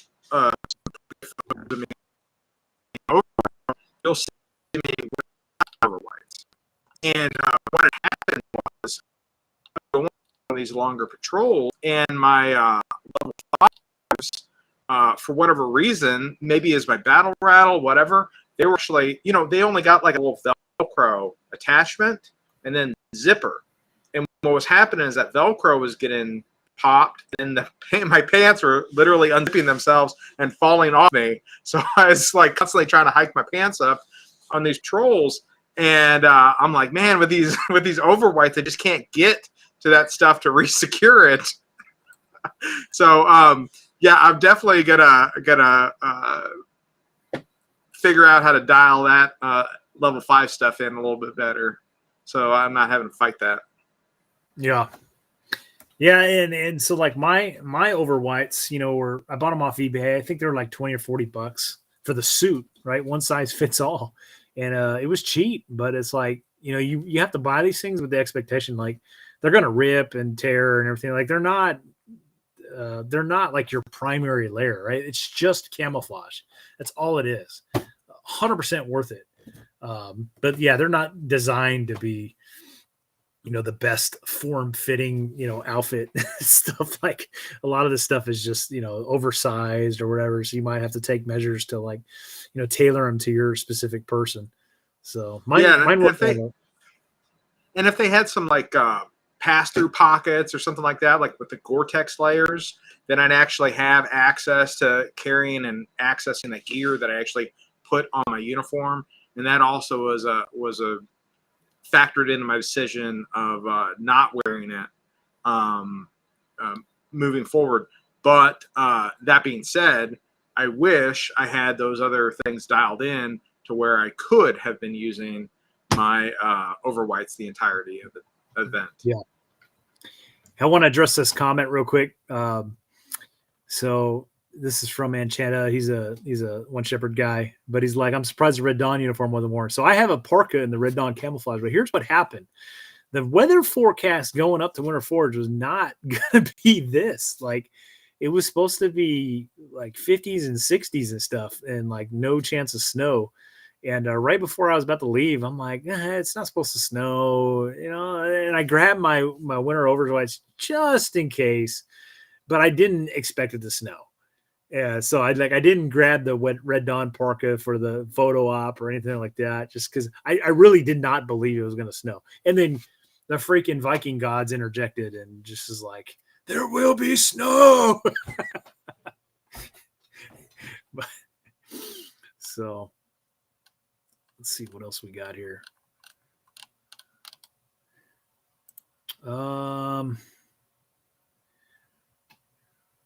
Cole says level 5s are the key to the extreme cold weather combat systems. So yeah, so there's a chart. You guys can Google it, and it's like a wheel chart, and it gives you all the different environments and like conditions and what you should wear on those for those specific conditions, right? So it's like certain environments have multiple different things depending on whether you're moving and active or if you're stationary, right? Because if you're stationary, you need more stuff. You need more layers and stuff because your body's not producing heat from, the physical exertion, as opposed to being on the move, going on patrol. You would have less layers on. So like guys would step off, and we'd tell them, freaking tell them before you step off, hey, this is during insertion. I remember this. We're like, hey, we've got to cover, 200 to 300 freaking meters with our shit. Like, go light. Like, don't have all your warming layers on. Pack it away in your ruck, and then we get there, you can pull it back out. But you need to be light when we step off. And like some dudes like, fuck that, I'm cold, I'm wearing all this. And then we get there, and sure enough, they step off from the ORP to the established bivouac site, and it's like we got to move a couple hundred meters, and they get there, like, about to die. It's like I got too much shit on. So I did want to point out, kind of going back to what you were talking about, like sometimes when like particularly during the day, if you got snow and it's like melting off the top layer of the trees, it's better to have just your snow camo bottoms on and then have your regular camouflage top. So that's one thing I kind of started to lean towards on, I think day 2. It was, some of the snow wasn't as heavy on the trees as it was when we first started off on the FTX. So I started wearing, like snow camo pants and then just a regular camouflage top. Let's see what else we got here. You got anything, Mike? Yeah, I mean, it's actually surprising how warm you could be with just like a simple base layer on and a Gore-Tex top or bottom. I think the Gore-Tex really was key in keeping that moisture off of you. If you did have to prone out, take a knee, whatever, in a firefight or a sills halt or whatever. So I think Gore-Tex is super important for these patrols. I even think maybe to the point of Gore-Tex might be even more important than the level 5s, But it's better to just have all the gear and then figure out what you need depending on what's going on. So, yeah, Gore-Tex 100% is just a must in my opinion. Like, so I wore just a silk, or not silk, the base layer bottoms, right?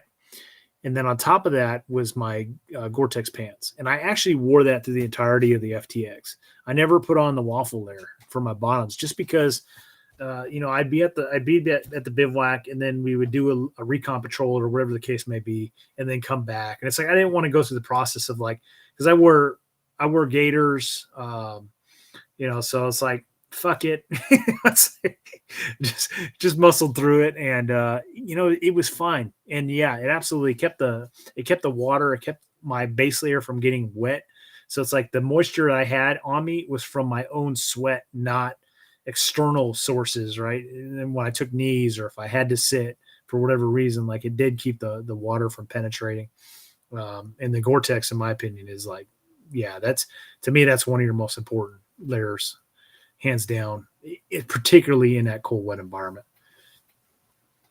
Let's see. We got a super chat from Mac here. He says, on a patrol, I pulled off all warming layers and then regulated up by adding gloves and neck gaiter, Gore-Tex bottoms and top with a wicking top. Yeah. So, I mean, that's the other thing you got to get used to in this environment is just getting used to just layering up and then stripping off. Right. So if you're about to step off, like you have to take off. Okay. That way, when you get back, you take your nice dry layers and you plus up. All right. So, guys that have never experienced that, dude, you're in for a rude awakening, right? Because your natural inclination is, hey, I'm cold. I'm going to have all these layers on and I'm going to step off on my patrol. And then like freaking 100 meters into the patrol, you're like, oh my God, I'm burning up. I got to take these layers off. And you can't, you're on a freaking patrol. You can't just stop the freaking patrol because you got to strip layers. Like it's not what you do. So you step off, cold, and then you're going to warm up. And then when you get back, you plus up with the dry shit. And then that's how you help regulate that stuff. So one thing I did notice guys were doing, and I did it too, is you know how everything works out like this hurry up and wait thing, right? So you're like, we're gonna step off, pretty soon here, guys, get ready. And then if you're like one of the first guys, strip everything off, whatever, and then you got all these other guys that are moving a little slower, whatever, you're now getting pretty cold. Well, you can do some jumping jacks, you can do some squats, you can get the blood pumping like you would be on the patrol, and then it's not as bad for you. There was a comment that I saw was asking if people had thermals. Yeah, we had some thermal optics in our side, and the enemy had thermal optics too. But I don't think any of the without like completely blowing the FTX video here, I don't think either bivouac site was discovered via thermals. I think it was discovered both times by footprints left in the snow. So that was okay. So that's probably the biggest TTP to take away from this for me personally as the patrol leader at S&S. The enemy didn't follow our footsteps all the way to our patrol base. They followed the footsteps to a certain area in the wood line, and they figured, hey, we had to be in a certain area in that wooded area, right? So it's like they narrowed their search box down. We found their bivouac site doing the same thing, doing reconnaissance, and I found heavy foot traffic in one of our reconnaissance patrols, and we followed them footprints all the way down until one of our guys like, hey, that looks like a tent. And it's like, you're looking through the trees and it's like, oh shit, that is a tent. And so, I mean, that's how we found them. So it's like both bivouac sites were discovered via, or at least led to the discovery via footprints in the snow. You just aren't really thinking about that stuff when you're operating under normal like temperature ranges, right? When you're not dealing with snow and everything else. So one way, like our side tried to mitigate that, but it wasn't until day 2 was we had an entrance going into the woods that was going back to our bivouac site. Well, by the second day, there was a heavy freaking outline in the snow, because that's one thing you do when you're patrolling in the snow is you guys all walk in one line to mitigate footsteps, right? So the enemy can't determine exactly how many guys you have. Well, by freaking day 2, we had gone out that path multiple times, and it was like there was a clearly defined trail right in the snow by us, and it led into the tree line. Now it doesn't exactly lead exactly where our bivouac site was, but it's like you could do math, right? It's like, or just put 2 and 2 together, like, hey, this trail leads into this tree line, and it's like they've got to be somewhere in in the surrounding area. So what we did on day 2 was when we came back from one of our patrols, I said I dropped 3 dudes, and I was like, hey, you 3 guys are tasked with covering up our footprints here in the entrance of this wood line. The rest of the patrol is going to follow me, and we're going to push past all the way down to a hardball and jump on the hardball and then go up and then jump back into the tree line a little further down. So the enemy couldn't tell exactly where we entered the tree line. But we didn't think about that until day 2. So, but the enemy actually did not find us from that particular trail. They, like I said, they saw the trail lead from another area, and then they just figured that we had to be in a certain part of the wooded area from there. So yeah, it narrowed the grid, so it wasn't looking everywhere for the enemy. Yeah.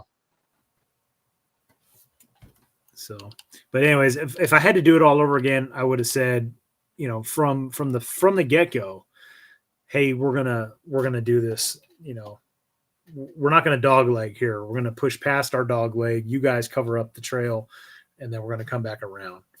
So let's see what else we got. We're almost we're almost at the 2-hour mark. I didn't think it was going to go this long. It wouldn't have gone this long if you didn't jump on.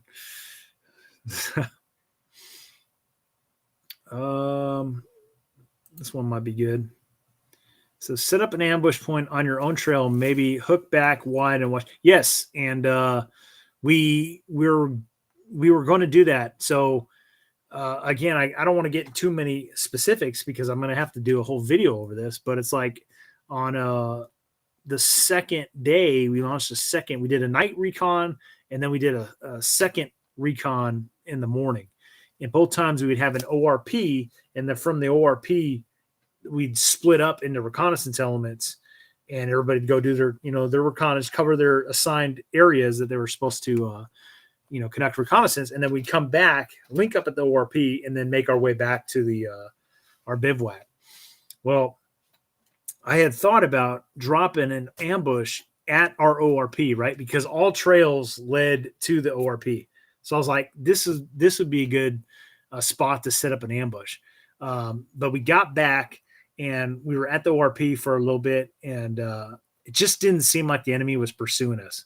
And one of the things is in that cold, wet environment, we'd already been doing a recon mission for, at this point, maybe 2 hours, going on 3. That's guys operating in that environment, right? In these elements. And it's like, how long can you leave your guys out in these conditions, right?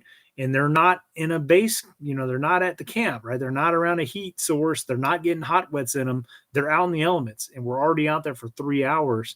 How long are you going to leave your dudes out in that environment before it's like, all right, for troop welfare purposes, I need to get these guys back before some of them start going down as cold casualties and stuff like that. So, but yeah, absolutely, ambushes crossed my mind, and there was essentially an ambush in the FTX, but you're gonna have to wait for the video before that gets disclosed. So, what else we got?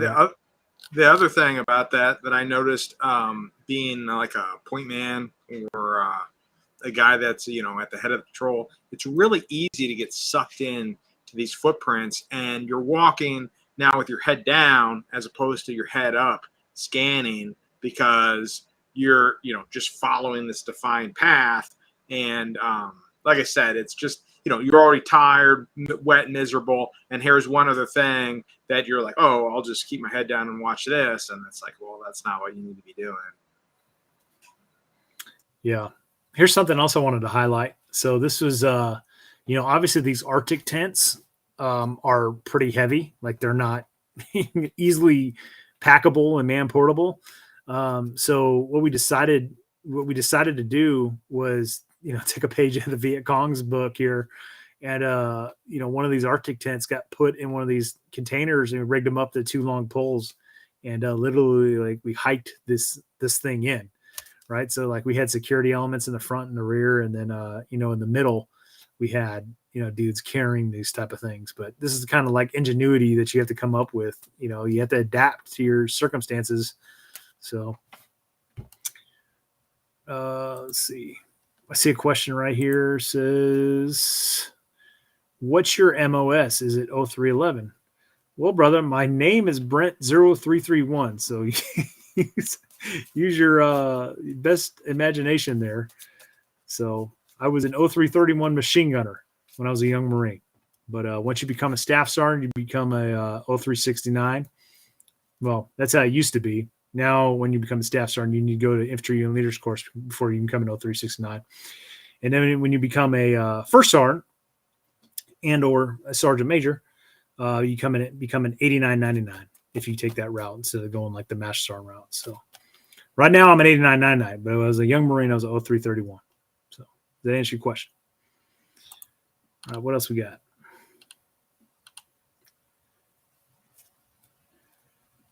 I think we might be reaching culmination here shortly. You got any other points, Mike? I know you were testing out your polymer rifle. Yeah, man, I was actually surprised. I mean, when I stepped off with that thing, I was, just to be honest with you, I was expecting to leave the field with it in 2 pieces. It survived the entire event. That's 3 days running combat operations, 2 nights in the field, doing the same, and it's working out. I still got some directions I want to go with it. So it's not ready, but man, I think I got a solid base here to work from. Nice. Yeah. Unfortunately, we can't like show a rifle he'll hold on a live stream, but Mike is he's got his own machine shop. That's how he builds those AR RPKs. And he's also got a 3D printer. And this dude is like, I'm telling you, freaking just demon works over there, man. Just like with freaking sledgehammers and machining all kinds of craziness. But he built a rifle that, like, if you can think of a Sten submachine gun where it's like you have one tube and like all the internals come out, like he built an AR that essentially is just like that. It's nuts. Yes, it's sweet, man. It's a freaking 1 inch ID, 1.25 OD aluminum pipe, and I built a polymer shell that goes around it. And that holds a fire control group. That's a stock. That's the handguard that retains the barrel. I mean, it's the whole thing right there. I gotta highlight this one. So again, Mac was our cook during the FTX, and we needed a cook, right? So I was telling him, because the last FTX, we had the big 8-man Arctic tent, right? So we had the big fuel burning stove. And you could literally set one of those M1950 pots on there and boil water. So when we first set up our bivouac site, and we had a little cook station with like one of those little Coleman outdoor stoves. I was like, hey man, freaking being a cook would be easy. It's like you just got to boil the water out here, and then once the stove's up and running, like we'll just set the M1950 pot. Well, we didn't have that stove. So my APL was the one that was, tasked with getting all that, the tent and the stove or whatever. So he got issued, it was like a 6-man variation Arctic tent or whatnot. And it had a different type of stove where you could not set a pot on. So this is what I told him was complete bullshit. He ended up having to cook like water outside and stuff. And it was funny. He did a fantastic job. Mac, good on you, brother. You help win the fight, man, with your cooking abilities. Inside joke, I guess. Let's see what else.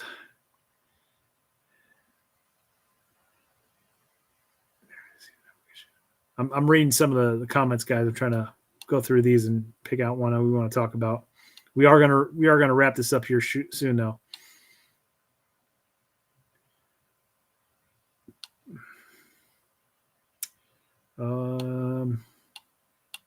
You got anything, Mike? Well, I'm trying to go through this, by all means. Yeah, if you're interested with that rifle, I got some images up on my Instagram account. You can check that out up there. Like I said, I'm not sure what direction I'm going to take it. I think I'm going to work on lightening it up a little bit, but I think the next steps is I'm going to have to send it in the ATF for approval, because as it sits right now, since it's a new design, there's no determination on what part actually constitutes the firearm, because legally the AR-15 doesn't match the definition of the firearm. So it's kind of and this is in the same vein in that it's not all the components are contained in one receiver. So yeah, so like it's not even considered a firearm right now, right? Yeah, it's not. Now, the ATF came out a little bit ago and they said basically, hey, we're able to determine what the firearm is, and all our prior decisions on what a firearm is, that's going to stand. And basically, they just came out and exerted their authority over this. But as you see in some of these cases that are coming out of Texas, the judges are saying, no, ATF, you don't have this authority. So I don't know. We're in this weird weird times where, you got one agency that's really pushing hard to do executive actions, and then the court system is really smacking them down right and left. So it's really exciting. Who knows how it's going to actually ultimately shake out. Yeah, and I don't want to go down a rabbit hole because I know that's something we want to talk about next week. So I see a comment asking when the next live stream is. It'll definitely be next week, either Monday or Tuesday, and we'll definitely, I'm sure we'll talk about stabilizing braces and maybe some of the other stuff. I do want to get to a comment I saw about socks, highlighted it.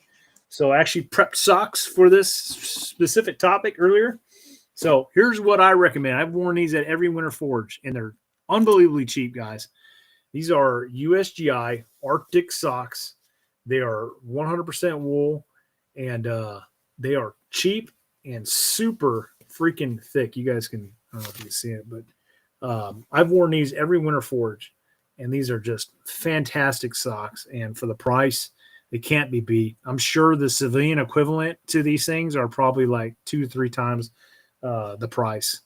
But go to any surplus store, online or in person, and you will probably find those for a steal of a price. And I recommend those. Those are 100% wool. Wool socks are just unfreaking believable in cold weather environments. I mean, wool doesn't really stink.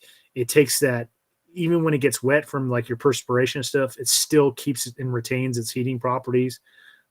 It's just awesome stuff. So Mac is mentioning the booties. He had these like overboot things that went over his regular issued boots. There's options out there, guys. For these type of boots, the what are these called? ICWT actually wrote this down. Hold on. Intermediate cold, wet Gore-Tex boots. These things also have a liner so that you can put inside to like plus up your boot. So you can either wear it without. So like I wear that boot with the, thick Arctic wool sock. And then if I want to plus it up, like you're stationary, like you're going to go do an LPOP or you're on guard or something, then you can insert that booty inside there to plus it up. And it helps out. And then there's, stuff like Mac had, it was like this over boot thing that went over to kind of helps. And there's other products like that out there, but those are also great pieces of gear. Like when you're standing guard, you're in an LPOP or something along those lines, and you're static and you can't like walk around and get the blood flowing, an over boot or something that plus up your individual boot is gold and money. So. Yeah, I'm still a fan of those, 5 buckle or whatever rubber over boots. This is my second Winter Forge running those, and I've had success with those. They may not be the right solution for everybody, but they've been working out good for me. All right, guys. What else we got? And then we'll call us quits.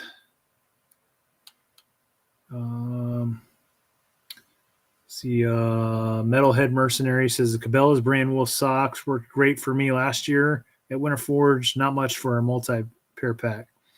So, yeah, I mean, wool socks, they don't seem to be that expensive. So I definitely think the USGI ones are the way to go just for cost plus like how good they are. Let's see what else.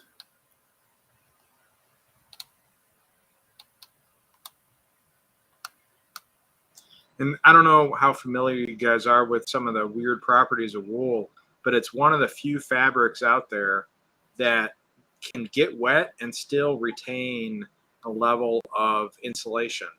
Cotton, for example, it doesn't do that. If it gets wet, it actually is a deterrent to keeping you warm, but wool will actually still help even when it's soaking wet. Yeah, and that's one of the reasons I as part of my gear and kit every time I go to Winter Forge is I wear that 100% wool Marine Corps Woolly Pulley service sweater, and that's just a phenomenal piece of gear. And I always wear that. It's not the coolest, sexiest thing to most people, but I'm telling you guys, it's a thick wool sweater, and it's just a fantastic piece of equipment. There was one more thing. Yes, that's what. So somebody reminded me in the comments. So canteens. So when the temperatures drop, your canteens will freeze. Okay. So the preferred canteen for, Arctic and winter conditions like this is a metal and wide mouth. And the reason metal or aluminum is that you can put it on that stove and heat it up, right? You can heat it up that way to help, melt if any of it is froze. And then the wide mouth is if the mouth has frozen, you can take your knife or your bayonet or whatever, and you can, chip it and break that so that you can get to it.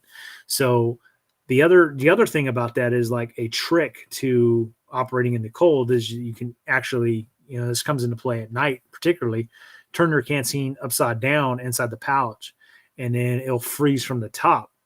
Right. So it's like when you go to drink it, particularly in the morning, you just flip it around and it's like, and now you still got the water. The bottom of the canteen might be frozen, but the top won't be if you invert it. So that's one of the things that the very last night we were in there. One of my canteens at the top was just completely frozen. The other one wasn't completely frozen yet, but the top lid was frozen. You actually could not drink from it. You would have had to have banged it against a tree to try to break it up some. But I could tell like the water on the bottom was still there. It's just the top had frozen. So had I inverted those canteens, that wouldn't have happened. It would have frozen on the bottom, and then I could have flipped them back up and drank them. So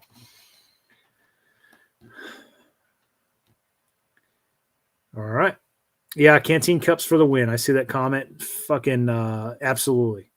Water heated, the water that's boiled, poured in the canteen cup, those Mountain House meals, we were making Mountain House meal, and you just, the cook's taking a spoon and putting the food in the canteen cup. So absolutely essential piece of gear in these cold weather environments. So tactical guys won't have a canteen cup and they ain't going to survive in a cold weather environment anyways.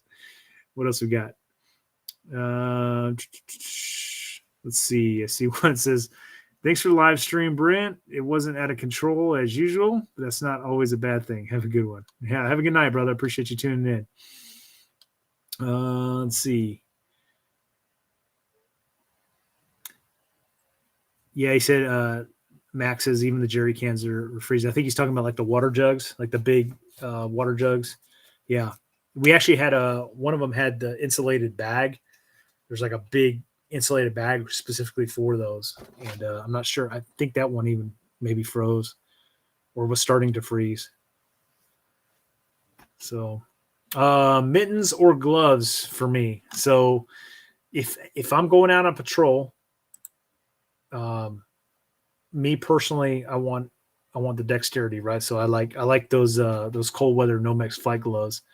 But if it's even remotely wet, those are 100% a no-go. Because if those get wet, they're not waterproof. They're it's gonna be a bad day. So I'll probably use, these intermediate cold weather Gore-Tex gloves.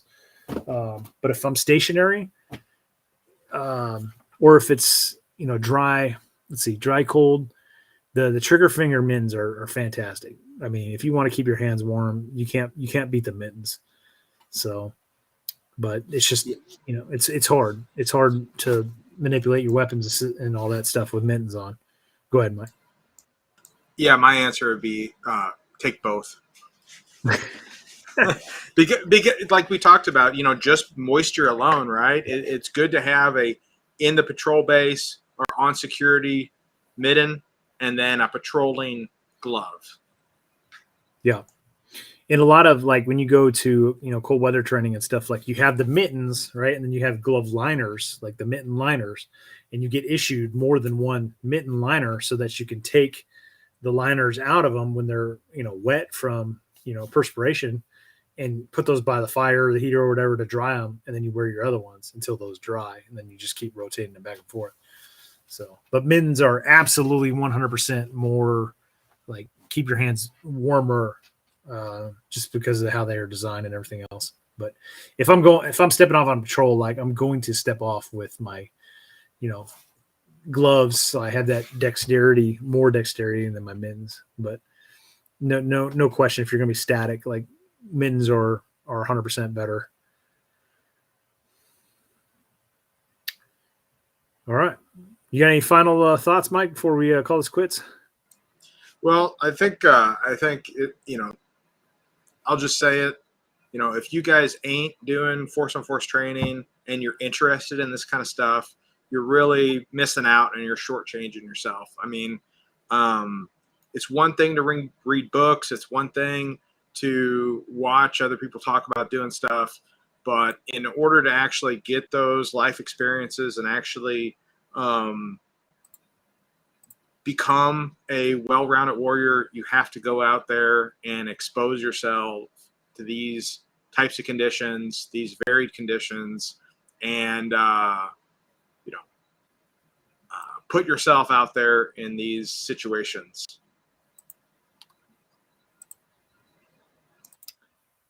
Yeah. There's one more thing I wanted to say. I think I just got reminded when I pulled up one of these pictures. Where is it? Oh, there it is. Okay. So I want to just key in on something here for you guys, because a lot of guys probably aren't thinking about this. So we've lived in the age of encrypted radios, and we're coming back to a point in time where those encryptions might not necessarily be secure, and especially if you're talking about like shit hits the fan scenarios and stuff like that. Like most guys have like Baofangs or some sort of other like cheap alternative radio, and that aren't encrypted. So one of the things you do, or that's used at S&S and One Shepherd, is like you're using these radios that aren't encrypted, right? So the enemy can actually find which channel you're on and listen in. And if you're using plain speak, then you're literally broadcasting to the enemy what you're doing. So what I had in that picture is there's a paper, and they call it a SOI, and on it is it's literally like a code book, right? It has normal used words for like military operation type stuff. Some of the most commonly used terms and phrases and answers and responses and questions and sit rep type stuff. And it has corresponding codes for it. And it has the alphabet, so you can spell things out. It's got words, and everything has its own corresponding numbers and code words and everything else.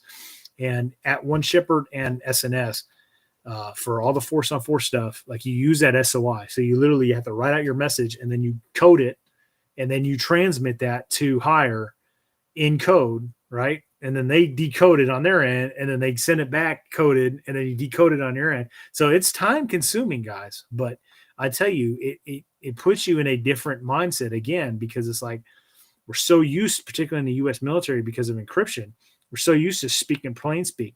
That might not always be the option, right? You might not always have encryption, and this encrypting stuff has kind of been a lost art, at least in the military side of the house. So if you're a young war fighter in the U.S. military, or if you're an armed prepared citizen or whatever, and you're talking, you might want to start practicing this radio, not using plain speak and using something like an SOI, because it might come in handy. Just saying. All right. Any saved rounds? We're going to call it quits. Yeah, I mean, I could go more in the weeds with that, but I think this is a good starting point. I know I must have said that we're going to call it quits here for like half an hour now. So, all right, guys, we're going to end it. You guys have a good night. I appreciate Mike jumping on. This was actually going to just be a solo thing for me tonight, but he jumped on, and hey, if I'm going to talk about Winter Forge, why not have someone that was there jump on with me? And I know we had multiple guys that were actually there. Mac being one of them, and Cole, one of the founders and head dudes of S&S in here, giving his 2 cents. So we appreciate him being in here.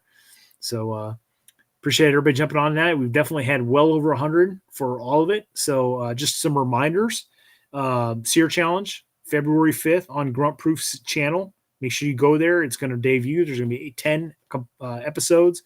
It's going to be fantastic, guys. And then you can look forward to, the stuff that we were talking about tonight. You're a little bit more informed, so you know what to look for when I release the Winter Forge video coming out whenever the hell I get to it. So, anyway, you guys have a good night and keep fighting a good fight.